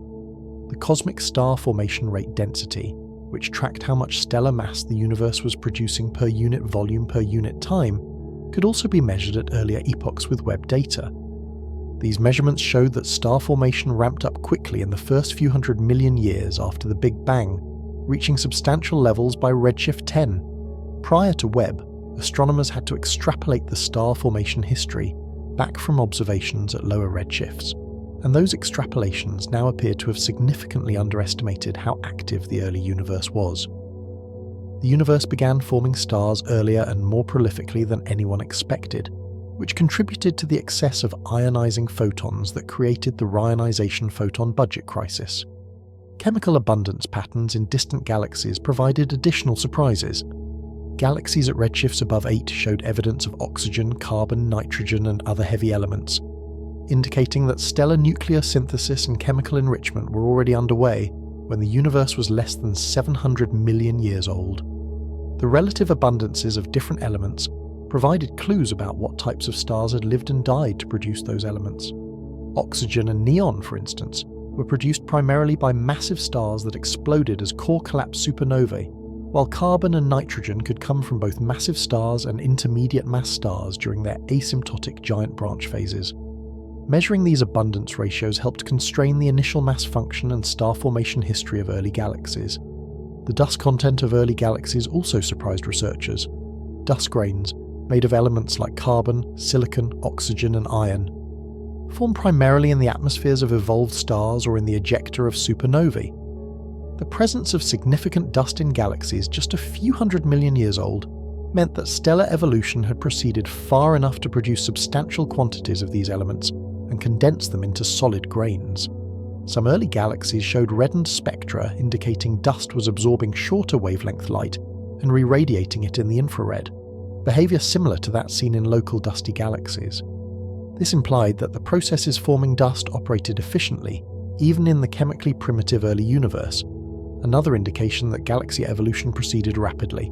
The stellar masses of early galaxies, estimated from their luminosities and spectral energy distributions, correlated strongly with their dark matter halo masses, as expected from theoretical models. However, the stellar to halo mass ratio, which described what fraction of available baryons had been converted into stars, appeared higher in early galaxies than in similar mass halos at lower redshifts. This suggested star formation was more efficient in the early universe, converting a larger fraction of available gas into stars before feedback processes could expel that gas from the galaxy. Understanding what made early star formation more efficient remained an active area of research, with potential explanations including different gas properties, different stellar populations, or different feedback processes in the low metallicity environment of young galaxies. The clustering of early galaxies provided information about the large-scale structure of the universe at those epochs. Galaxies were not randomly distributed, but instead clustered in regions where dark matter halos were more abundant. Measuring this clustering statistically required large samples of galaxies, which Webb was beginning to provide through wide-area surveys. The clustering strength indicated how massive the dark matter halos hosting these galaxies were, and comparing the observed clustering to theoretical predictions provided another test of the lambda-cold dark matter model. Early results suggested clustering was consistent with model predictions, providing one of the few areas where Webb observations aligned well with theoretical expectations.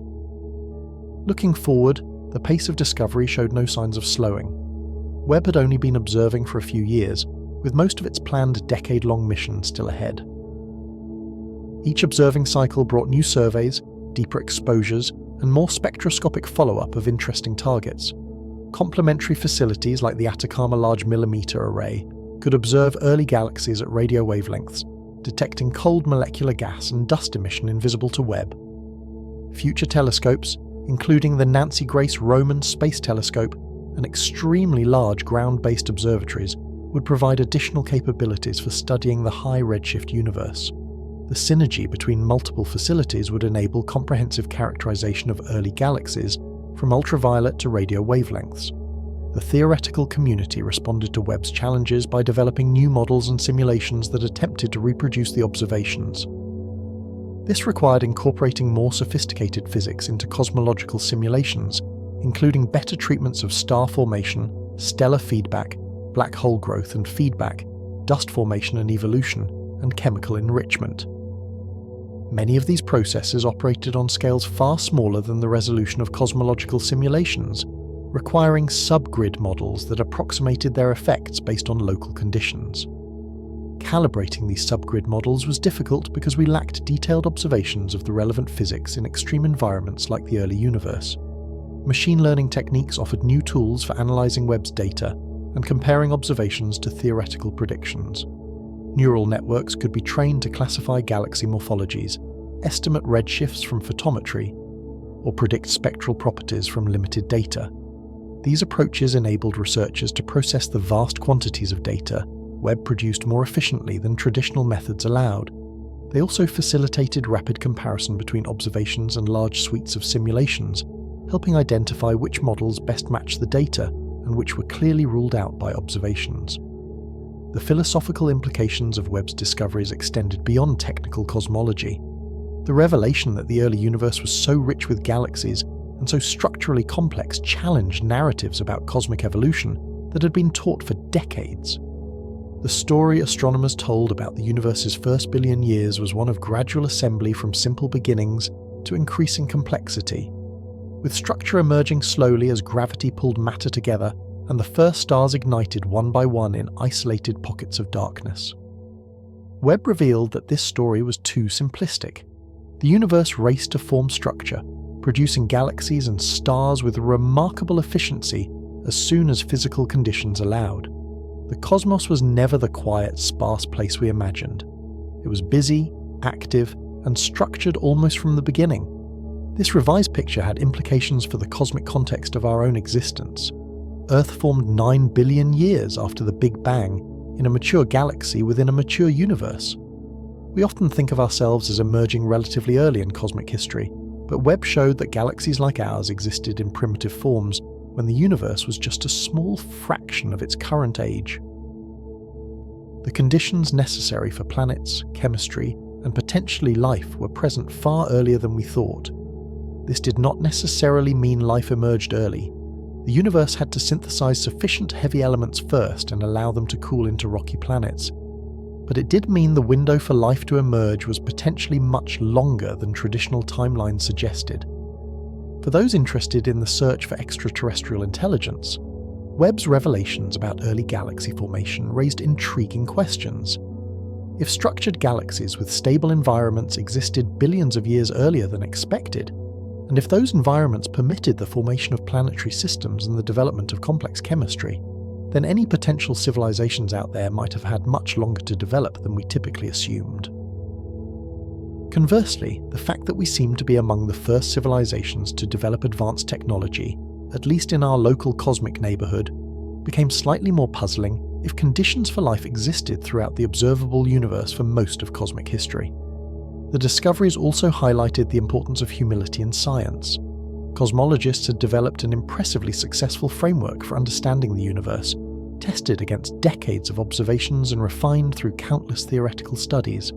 That framework made specific, quantitative predictions about what Webb would find when it looked at the early universe, and many of those predictions turned out to be substantially wrong. The data forced the community to acknowledge that despite our sophisticated models and powerful mathematics, we still had profound gaps in understanding how the universe actually evolved.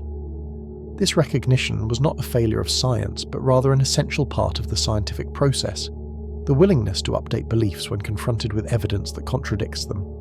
The technical capabilities that enabled these discoveries represented decades of engineering achievement. Webb's 18-segment primary mirror, each hexagonal piece coated in microscopically thin gold, captured infrared light with unprecedented precision. The mirror segments worked together as a single optical surface, aligned so perfectly that they functioned as one continuous 21-foot reflector capable of collecting light from the dimmest objects in the universe. This achievement required actuators behind each mirror segment that could adjust their positions with nanometer precision, compensating for tiny thermal expansions and ensuring perfect alignment even as the telescope experienced temperature variations in space. The sunshield protecting Webb's instruments was itself a marvel of engineering, consisting of 5 layers of material each thinner than a human hair, separated by vacuum gaps that provided insulation equivalent to SPF 1 million. This shield kept the telescope's instruments at temperatures below 50 Kelvin, cold enough for the infrared detectors to operate without being overwhelmed by their own heat emission. Without this shielding, the faint infrared glow from distant galaxies would be lost in the glare of the telescope's own warmth. The deployment of this massive structure in space, unfolding like a complex origami sculpture over several weeks, represented one of the most nerve-wracking phases of the entire mission. Webb's instruments were specifically designed to study the early universe. The near-infrared camera, or NIRCam, served as the telescope's primary imager, capturing light at wavelengths from 0.6 to 5 microns, the range where light from distant galaxies appears after being redshifted by cosmic expansion. Its wide field of view allowed it to survey large areas of sky relatively quickly, while its high sensitivity enabled detection of objects billions of times fainter than what the human eye could see. The camera included coronagraphs for blocking bright stars to study faint companions, filters for isolating specific wavelengths, and detectors that could image and measure light simultaneously. The near-infrared spectrograph, NORSPEC, provided the detailed spectral information that enabled precise distance measurements and physical characterization of distant galaxies. Unlike a camera which records where light comes from, a spectrograph spreads light into a rainbow of wavelengths, revealing absorption and emission lines that identify chemical elements, measure temperatures and densities, and determine how fast objects are moving toward or away from us. NIRSPEC could observe up to 100 objects simultaneously through a clever microshutter array system, tiny shutters that could be individually opened or closed to create custom patterns allowing multi-object spectroscopy. This multiplexing capability was crucial for efficiently studying large samples of distant galaxies. The mid-infrared instrument, MIRI, extended Webb's wavelength coverage from 5 to 28 microns, accessing infrared light that Hubble could not detect at all. This wavelength range was particularly useful for studying dust, detecting cool objects like brown dwarfs and exoplanets, and observing extremely distant galaxies whose light had been redshifted beyond a NIRCam's reach. MIRI included both an imager and a spectrograph, and its detectors required cooling to just 7 Kelvin, achieved through a dedicated helium cryocooler system that represented one of the most sophisticated refrigeration systems ever flown in space. The Fine Guidance Sensor and Near-Infrared Imager and Slitless Spectrograph, FGS-NIRIS, served dual purposes. The FGS provided the ultra-precise pointing control that kept Webb locked onto targets with arc-second stability, essential for long exposures on faint objects. NIRIS offered additional spectroscopic capabilities, including a mode specifically designed for studying exoplanet atmospheres and another optimized for detecting the first galaxies. The combination of these four instruments gave Webb unprecedented versatility for exploring the infrared universe. Every observation Webb conducted involved careful planning and execution. Telescope time was precious, allocated through a competitive proposal process where astronomers from around the world submitted detailed plans for what they wanted to observe and why. A review committee evaluated proposals based on scientific merit, technical feasibility, and potential impact, selecting the most promising programs for execution. Once approved, observations were scheduled into a complex timeline that accounted for the telescope's orbital position, the visibility of targets from its vantage point at Lagrange Point 2, and the need to balance observations across different instruments and science goals. The data processing pipeline that converted raw detector readings into scientific measurements represented another major technical achievement. Photons striking Webb's detectors generated electrical signals that were amplified, digitized, and transmitted to Earth. But those raw signals contained contributions from many sources beyond the astronomical objects of interest. Cosmic rays striking the detectors created spurious signals that had to be identified and removed. Thermal noise in the electronics added random fluctuations that had to be averaged away through statistical processing. Scattered light from bright sources contaminated regions where only faint objects existed.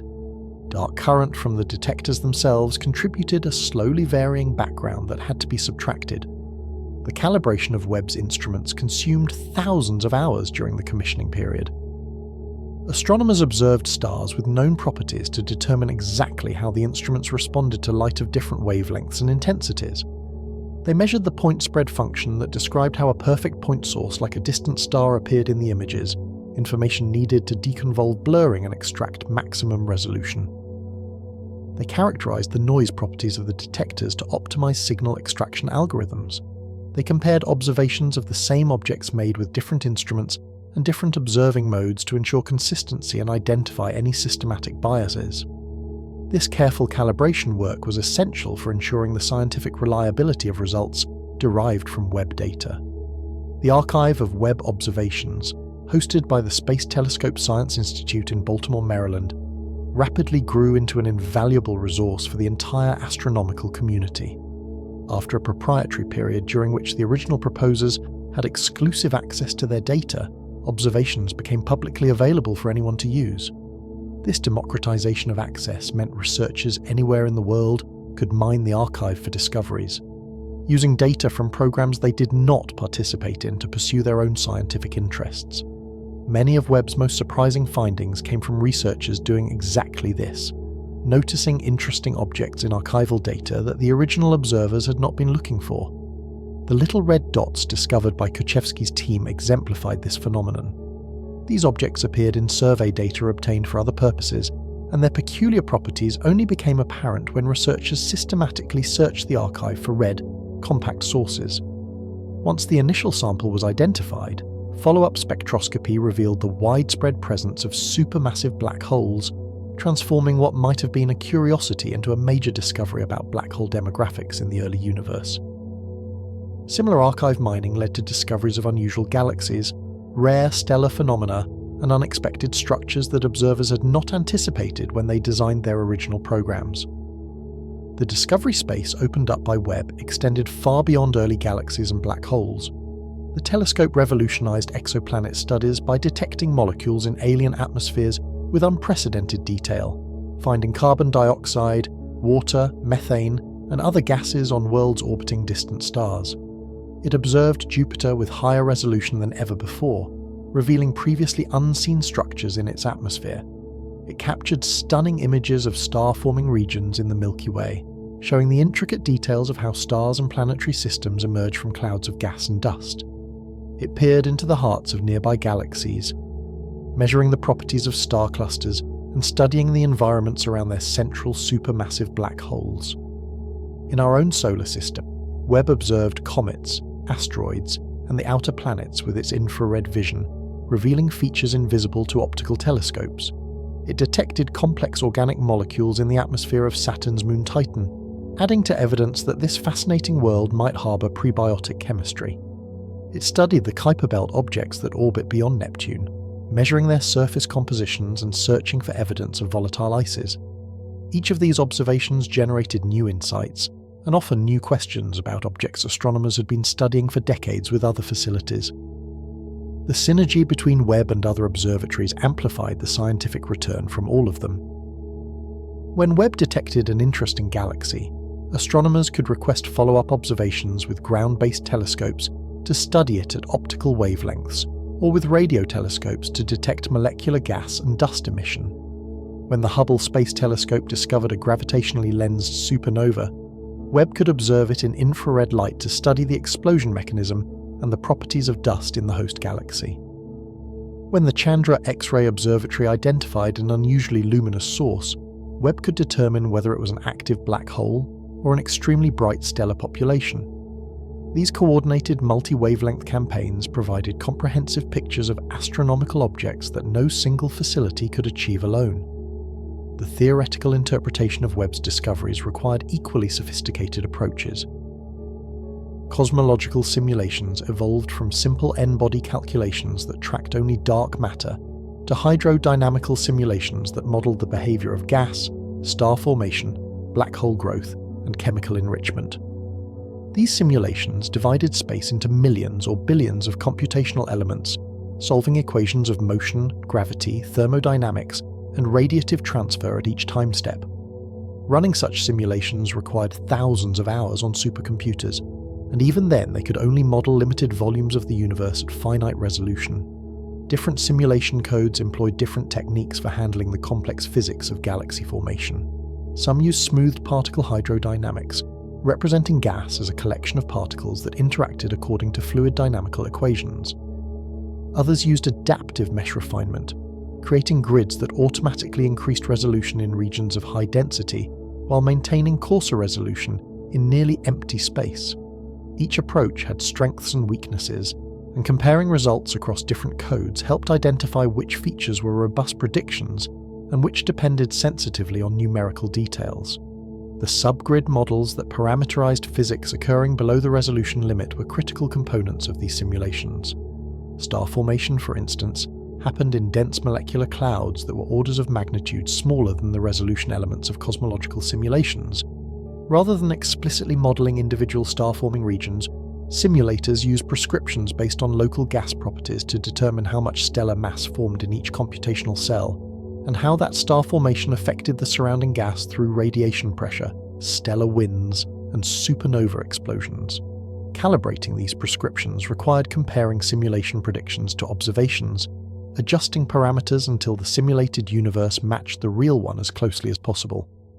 Black hole growth and feedback presented similar challenges. The event horizons of supermassive black holes were utterly microscopic compared to galaxy-scale simulations, yet the feedback from black hole accretion could profoundly affect galaxy evolution. Simulators implemented subgrid models for how black holes grew by capturing gas from their surroundings, and how the energy released by accretion heated nearby gas, suppressing star formation and potentially expelling gas from galaxies entirely.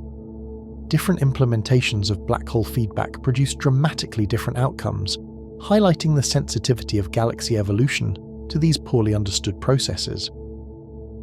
The chemical enrichment history of galaxies required tracking the production and distribution of heavy elements throughout the simulation volume. Each stellar population, characterized by its age, mass, and metallicity, contributed specific patterns of nucleosynthetic yields when its stars died.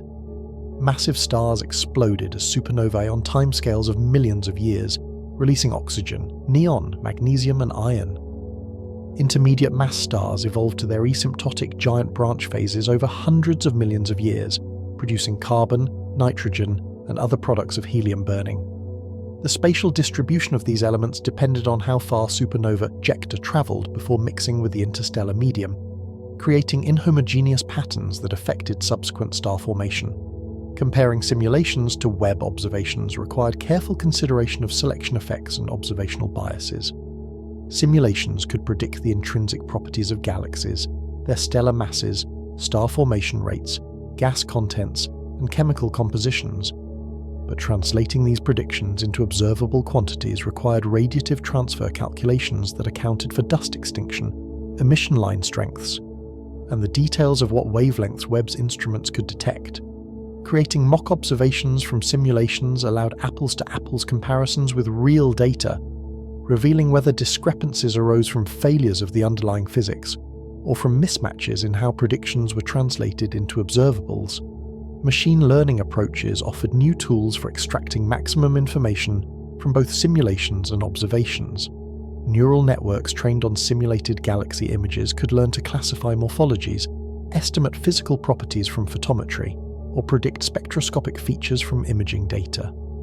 These networks effectively compressed the multi-dimensional parameter space of galaxy properties into patterns recognizable by pattern matching algorithms, enabling rapid analysis of large datasets. They also helped identify unusual objects that did not fit standard classification schemes, exactly the sort of anomalies that often led to new discoveries.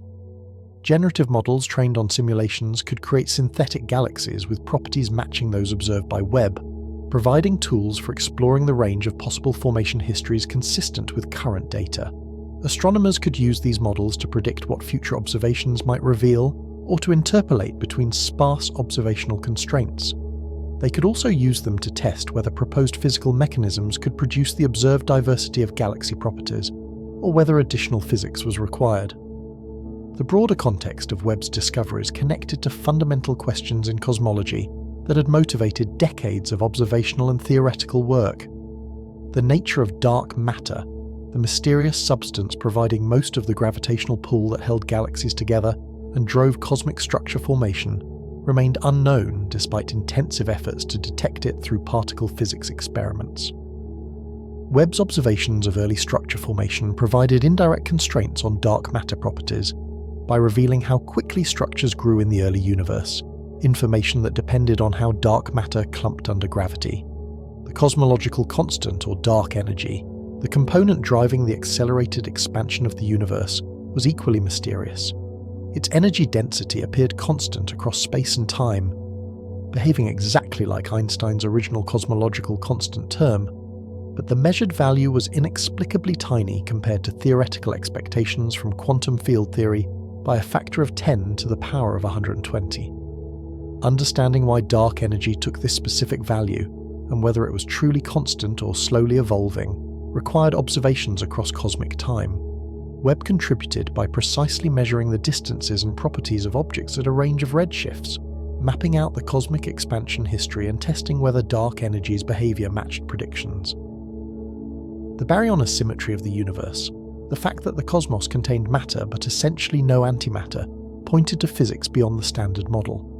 In the first moments after the Big Bang, matter and antimatter should have been created in equal quantities, and they should have annihilated each other completely, leaving a universe filled with nothing but photons. The fact that matter survived indicated some asymmetry in the laws of physics that favoured matter over antimatter. Understanding this asymmetry and its consequences for how the universe evolved remained an active area of particle physics and cosmology research. Inflation, the brief period of exponential expansion, thought to have occurred in the first fraction of a second after the Big Bang, solved several problems in cosmology by making the universe flat, homogeneous, and isotropic, while generating the quantum fluctuations that seeded all structure. However, the detailed physics of inflation remained speculative, with dozens of proposed models differing in their predictions for subtle features of the primordial fluctuation spectrum. Precise measurements of the cosmic microwave background and the distribution of galaxies constrained these models, and Webb's observations of the earliest galaxies added another layer of test by revealing the end products of structure formation from those initial seeds. The horizon problem, solved by inflation, was worth understanding because it illustrated the interconnectedness of different cosmic phenomena. Regions of the universe that are now separated by vast distances were never in causal contact in a standard Big Bang cosmology without inflation. Light had not had time to travel between them, yet they had almost exactly the same temperature as measured in the cosmic microwave background. How did these disconnected regions know to have the same properties? Inflation solved this by positing that all the observable universe expanded from a tiny causally connected region, ensuring uniform initial conditions before exponential expansion blew everything up to cosmic scales.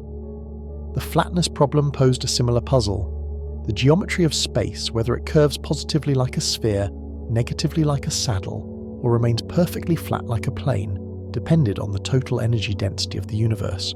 Observations showed the universe was extremely close to flat, but in standard Big Bang cosmology, any deviation from perfect flatness would have been enormously amplified by expansion, meaning the early universe must have been fine-tuned to have exactly the critical density within an absurdly small margin. Inflation naturally drove the universe toward flatness regardless of initial conditions, eliminating the need for fine-tuning and explaining why we observe a geometrically flat universe today. The monopole problem concerned magnetic monopoles, hypothetical particles that should have been copiously produced in the early universe, according to grand unified theories of particle physics.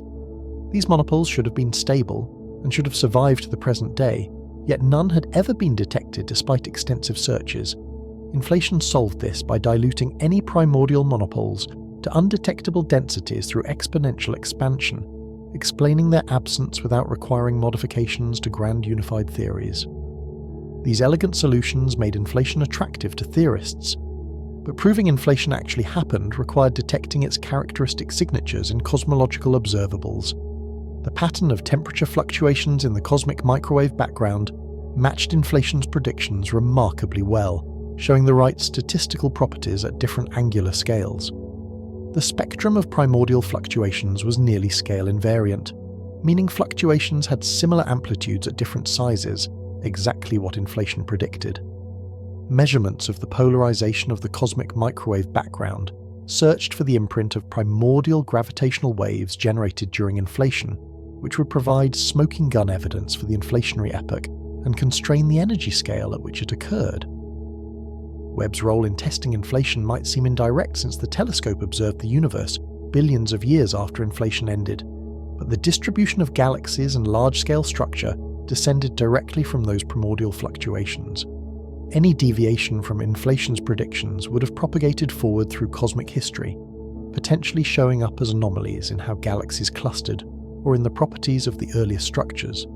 The fact that early galaxies existed at all confirmed that density fluctuations from inflation successfully seeded structure formation, while the specific abundance and properties of early galaxies tested whether the amplitude and spectrum of those fluctuations matched theoretical predictions. The multiverse concept, controversial but taken seriously by many theorists, emerged from certain versions of inflation. In eternal inflation models, the inflating region never completely stops inflating, but instead spawns bubble universes like ours, where inflation ends and normal expansion takes over. Each bubble could have different properties, different values for fundamental constants, and different laws of physics, creating a vast multiverse where our observable universe was just one possibility among an enormous ensemble. This framework potentially explained why our universe had properties finely tuned for life. We existed in one of the rare bubbles where conditions permitted complex structure and biological evolution, while countless other bubbles with different properties remained sterile. Critics argued that multiverse theories were not scientific because they made no testable predictions. If anything could happen in some bubble universe somewhere, the theory explained everything and therefore explained nothing. Proponents countered that certain statistical predictions about what types of universes should be common in the multiverse could be tested by seeing whether our universe had typical or atypical properties.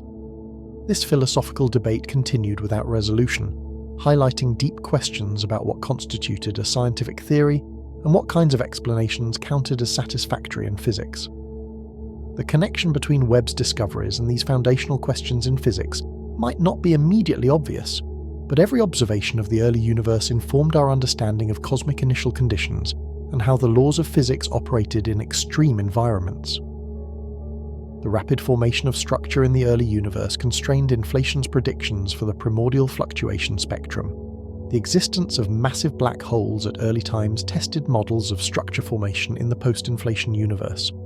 The chemical enrichment history revealed by spectroscopy of distant galaxies traced the nucleosynthesis history that began with the Big Bang.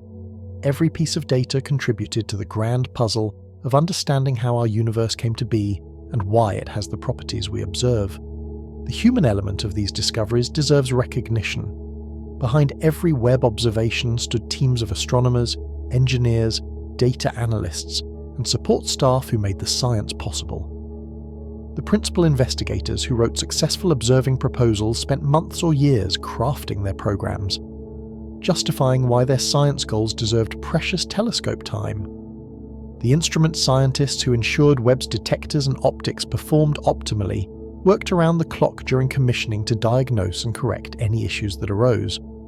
The mission operations team at the Space Telescope Science Institute planned and executed observations with meticulous attention to detail, ensuring that every minute of telescope time produced high-quality data. The graduate students and postdoctoral researchers who analysed Webb data often worked in relative obscurity, spending long hours writing code, debugging algorithms, and chasing down systematic effects that could bias their results. Their efforts to understand calibration uncertainties, quantify selection biases, and validate their measurements provided the foundation for the headline discoveries that captured public attention. The peer review process that evaluated their papers before publication, while sometimes frustrating and time-consuming, improved the quality and reliability of reported results by subjecting them to critical scrutiny from experts who specialized in finding holes in arguments and identifying alternative explanations. The international collaboration that enabled Webb's success exemplified what humanity could accomplish when working together toward common goals. NASA, the European Space Agency, and the Canadian Space Agency contributed complementary expertise, funding, and hardware. Engineers and scientists from 14 countries and 29 US states participated in the design, construction, testing, and operation of the telescope. This global effort demonstrated that scientific ambition and curiosity transcended national boundaries, and that the drive to understand our cosmic origins united people across cultures and continents. The public fascination with Webb's images reflected a deep hunger for cosmic perspective and wonder. When the first full-color images were released in July 2022, millions of people around the world paused to marvel at the beauty and intricacy revealed in those pictures. The stunning views of nebulae glowing with newborn stars, galaxies arranged in gravitationally interacting groups, and the countless background galaxies visible in every deep field connected ordinary people to the vast universe beyond Earth in visceral ways that words alone could not achieve. The images reminded us that we inhabit a universe of extraordinary richness and complexity, and that our planet represents just one small world in an immense cosmos filled with wonders. The educational impact of Webb extended beyond pretty pictures. The telescope's discoveries appeared in textbooks, classroom discussions, planetarium shows, and online courses, inspiring the next generation of scientists, engineers, and informed citizens. Students learning about cosmology could now study real data from the early universe, rather than relying solely on theoretical predictions. Teachers could point to current research as examples of the scientific method in action, showing how new observations prompted revisions to existing theories and motivated new lines of investigation. The tangible connection between cutting-edge research and educational content strengthened public support for science and reinforced the value of investing in basic research with no immediate practical applications. The technological spin-offs from Webb development touched daily life in ways that were not immediately obvious. The infrared detectors developed for Webb found applications in medical imaging, environmental monitoring, and industrial quality control. The data processing algorithms that removed noise and artifacts from astronomical images informed techniques used in medical diagnostics and microscopy. The lightweight mirror technology that made Webb's large aperture possible influenced the design of other space missions and even terrestrial telescopes. The ripple effects of investing in ambitious space missions extended far beyond their primary scientific goals, driving innovation in materials science, electronics, software, and countless other fields. The cost of Webb, often cited as approximately $10 billion over its development lifetime, needed context to be properly understood. Spread over the more than 20 years from initial design studies through launch, the annual cost represented a small fraction of 1% of the US federal budget. For comparison, Americans spent more on pizza delivery in a single year than the entire cost of Webb. The return on this investment, measured in scientific discoveries, technological advances, educational impact and inspiration, vastly exceeded the dollars spent. No monetary value could be assigned to understanding how the universe began, or whether we are alone in the cosmos, yet these questions motivated Webb's construction as much as any practical application. The planned lifetime of Webb extended at least a decade from its 2022 launch, with hopes that careful management of fuel reserves and the telescope's excellent health would allow operations to continue even longer. Each additional year of observations would bring more discoveries, deeper surveys and better statistics for testing cosmological models. The archive of Webb data would remain valuable long after the telescope itself ceased operations, providing raw material for future generations of astronomers to analyze with tools and techniques not yet invented. The scientific legacy of Webb would extend decades or even centuries beyond its active mission.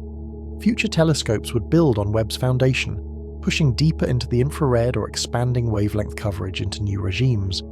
The Nancy Grace Roman Space Telescope, scheduled for launch in the mid-2020s, would complement Webb with a much wider field of view, enabling surveys that covered vast swathes of sky to find rare objects and map large-scale structure. Extremely large ground-based telescopes like the Giant Magellan Telescope, the 30-meter telescope, and the Extremely Large Telescope would provide higher spatial resolution at optical and near-infrared wavelengths, resolving structures in distant galaxies that appeared as point sources even to Webb. These facilities working together would provide an unprecedented, multifaceted view of the cosmos. Concepts for future space missions included specialized infrared interferometers that could achieve angular resolution far exceeding Webb's capabilities, habitable planet characterization missions that would study the atmospheres of Earth-sized worlds in detail, and large ultraviolet observatories that would observe wavelengths inaccessible from the ground due to atmospheric absorption. Each proposed mission addressed scientific questions that emerged from current observations, and Webb's discoveries about the early universe directly informed planning for missions that would study cosmic dawn and the first galaxies in even greater detail. The far future of astronomical observation might involve telescopes that dwarfed even Webb in size and capability. Concepts for space telescopes with apertures of tens of meters instead of Webb's 6.5 meters existed on drawing boards, though they would require advanced technologies not yet mature enough for implementation. Astronomical interferometers spanning distances of thousands of kilometers could resolve individual stars in galaxies halfway across the universe or directly image the event horizons of distant black holes. These ambitious visions pushed the boundaries of what seemed technically feasible, but the history of astronomy showed that seemingly impossible observations eventually became routine as technology advanced. The philosophical implications of looking back toward the beginning of time deserved contemplation. When astronomers studied galaxies at redshift 14, they observed light that began its journey toward Earth just 290 million years after the universe began. That light travelled for 13.5 billion years through expanding space before reaching Webb's mirrors. The galaxies we observe no longer exist in the states we see them. They evolved over billions of years, merging with neighbours, forming new generations of stars, and potentially developing the complex structures we see in galaxies today. We were not observing the early universe in real time, but rather receiving ancient messages that documented its long-extinct past. This temporal displacement between observation and reality created a strange relationship between astronomers and their subjects. Every observation of a distant galaxy was simultaneously an observation of the past, and a prediction about what kinds of objects should exist at different cosmic epochs. We built models of how galaxies evolved over time, and tested those models by looking at snapshots from different eras, arranging them into sequences that told stories about cosmic history. The early galaxies Webb observed were not necessarily the ancestors of today's massive galaxies. The universe was big enough that many different evolutionary paths led to many different outcomes, but they represented the types of objects that existed at those early times, and from studying large samples we could infer the statistical properties and typical behaviours of early galaxies. The light travel time became a tool for cosmic archaeology. allowing astronomers to reconstruct the history of the universe by observing objects at progressively greater distances and therefore earlier times. This archaeological approach to cosmology was unique compared to most sciences where experiments could be conducted in laboratories under controlled conditions. Cosmologists could not rewind the universe and watch it form again with different initial conditions. They had to work with the single realization of cosmic history that actually occurred, inferring physical laws and processes from the fossil record preserved in ancient light. The limitations of this approach became apparent when considering the diversity of possible cosmic histories. In principle, infinitely many different sets of initial conditions and physical laws could have produced universes that looked similar to ours at the current epoch, but had radically different histories. Distinguishing between these possibilities required observations at many different redshifts to map out the actual trajectory the universe followed. Webb's observations filled in critical portions of this cosmic timeline that had been inaccessible to previous telescopes, but gaps remained at the very earliest times before the first galaxies formed. The Copernican principle, which held that Earth did not occupy a special position in the cosmos, took on new meaning in light of Webb's discoveries. Not only were we not at the centre of the solar system or the galaxy, we also appeared to be living in a relatively mature phase of cosmic history. The universe had been forming stars and assembling galaxies for more than 13 billion years before our Sun ignited, and it would continue doing so for trillions of years into the future, as long as dark energy did not tear everything apart. We existed in what might be considered the prime of the universe's star-forming epoch, after enough time had passed for heavy elements to accumulate, but before the supply of cold gas was exhausted or diluted beyond usefulness. This temporal positioning was not random but reflected requirements for our existence. Complex life based on carbon chemistry required heavy elements that only formed in stars, so we could not have emerged in the first billion years when the universe remained metal poor. We also could not emerge too late because eventually star formation would decline as gas was consumed or dispersed, leaving fewer habitable planets forming around stable stars. The window for observers like us was finite, bounded by the need for sufficient chemical enrichment on one side and the eventual decline of star formation on the other. The anthropic reasoning that connected our existence to our cosmic circumstances remained philosophically controversial but scientifically useful. It reminded researchers that selection effects operated on cosmic scales, and that the properties of the observable universe might not represent typical conditions throughout all space and time, but rather the subset of conditions compatible with observers existing to make measurements.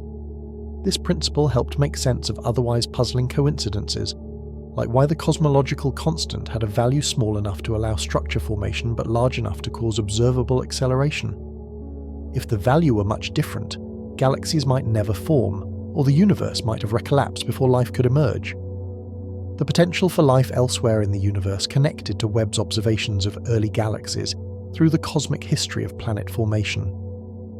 Rocky planets required sufficient heavy elements to condense into solid bodies, and the abundance of these elements grew gradually as successive generations of stars produced and scattered metals. Webb's measurements of metallicity evolution showed that by the time the universe was a few billion years old, galaxies had enriched themselves enough to form planets with compositions similar to Earth.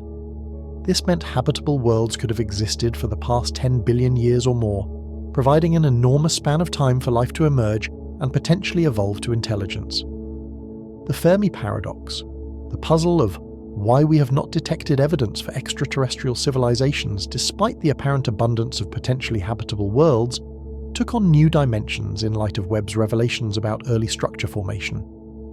If galaxies and potentially habitable environments existed much earlier than previously thought, then any alien civilizations out there had even more time to develop than estimates suggested. This made the silence more puzzling, reinforcing the possibility that intelligence was exceedingly rare despite presumably common habitable environments, or that technological civilizations were short-lived, or that they existed but had not visited Earth or sent detectable signals in our direction. The search for technosignatures, observable indicators of technological activity, could potentially be informed by understanding which types of galaxies and stellar environments might harbour advanced civilizations. If disk galaxies provided more stable environments, conducive to long-term development of complex life, then searches might focus on galaxies with prominent disk structures. If metallicity played an important role in determining planet compositions and habitability, then galaxies above certain metallicity thresholds might be prioritized. Webb's characterization of galaxy populations across cosmic history provided context for thinking about where and when in the universe conditions favored the emergence of intelligence. Looking forward to the future of cosmology after Webb, several major questions demanded answers. The nature of dark matter and dark energy topped most lists. These substances made up 95% of the universe's energy budget, yet remained completely mysterious in their fundamental properties. Discovering what they were made of, or whether they represented modifications to gravity rather than actual substances, would revolutionize physics. The origin of the matter-antimatter asymmetry, the detailed mechanism of inflation, and the ultimate fate of the universe all awaited resolution through future observations and theoretical breakthroughs. Closer to home, understanding the habitability of exoplanets and the prospects for life beyond Earth motivated much of Webb's exoplanet observing program. The telescope detected biosignature gases in the atmospheres of distant worlds, measuring the abundances of oxygen, methane, water vapor, and other molecules that could indicate biological activity. While no definitive detection of extraterrestrial life had emerged from these observations, the techniques were being refined, and the sample of characterized planets was growing. Future missions specifically designed for exoplanet characterization would push this frontier further, potentially answering the age-old question of whether we are alone in the universe. The discovery that galaxies formed earlier and grew faster than theoretical models predicted might ultimately require revisions to the lambda cold dark matter model that had served as cosmology's standard framework for decades. Whether those revisions involved new physics like modified gravity or self-interacting dark matter, better understanding of astrophysical processes like star formation and feedback, or recognition that initial conditions after inflation were more complex than simple models assumed, remained to be determined. The resolution of these questions would shape cosmology's future and might open doors to new physics that connected the very large scales of cosmology to the very small scales of particle physics in unexpected ways. The coming years would bring clarity to many of the questions Webb had raised. More observations would better characterize the populations of early galaxies, black holes, and potential population 3 stars. Deeper spectroscopy would provide detailed information about physical conditions in these objects. Wider surveys would determine whether the objects Webb had found were representative or unusual. Theoretical work would explore whether existing frameworks could be modified to accommodate the observations, or whether more radical revisions were necessary. The resolution of these questions would shape the future of cosmology and our understanding of our place in the cosmos. For now, we are left with a universe that is stranger, more active, and more precocious than we imagined. Webb looked deeper into space and time than any telescope before it, expecting to find a cosmic nursery full of infant galaxies taking their first tentative steps towards structure and complexity. Instead, it found a universe already teeming with massive galaxies, supermassive black holes, and structured disks that had organized themselves with breathtaking speed. These discoveries are forcing cosmologists back to their drawing boards, questioning assumptions, refining models, and searching for new physics that might explain what Webb has revealed. The shocking truth is that we thought we understood how the universe began, how it evolved, and how it came to look the way it does today. Webb has shown us that our understanding was incomplete at best and potentially wrong in fundamental ways. The early universe was not the simple place our theories predicted. It was a cosmos already rich with the building blocks of everything we see today, assembled in a frenzy of activity that our models cannot fully explain. We are witnessing a revolution in cosmology unfold in real time, driven by a telescope that has exceeded every expectation and shattered every prediction. The universe is stranger than we imagined, and James Webb has only just begun to reveal its secrets. If you want to stay updated on the latest discoveries that are rewriting our understanding of the cosmos, make sure to hit that like button and subscribe to Space Reports. The universe is full of mysteries waiting to be uncovered, and we are here to bring them to you. Thanks for watching, and we will see you in the next video.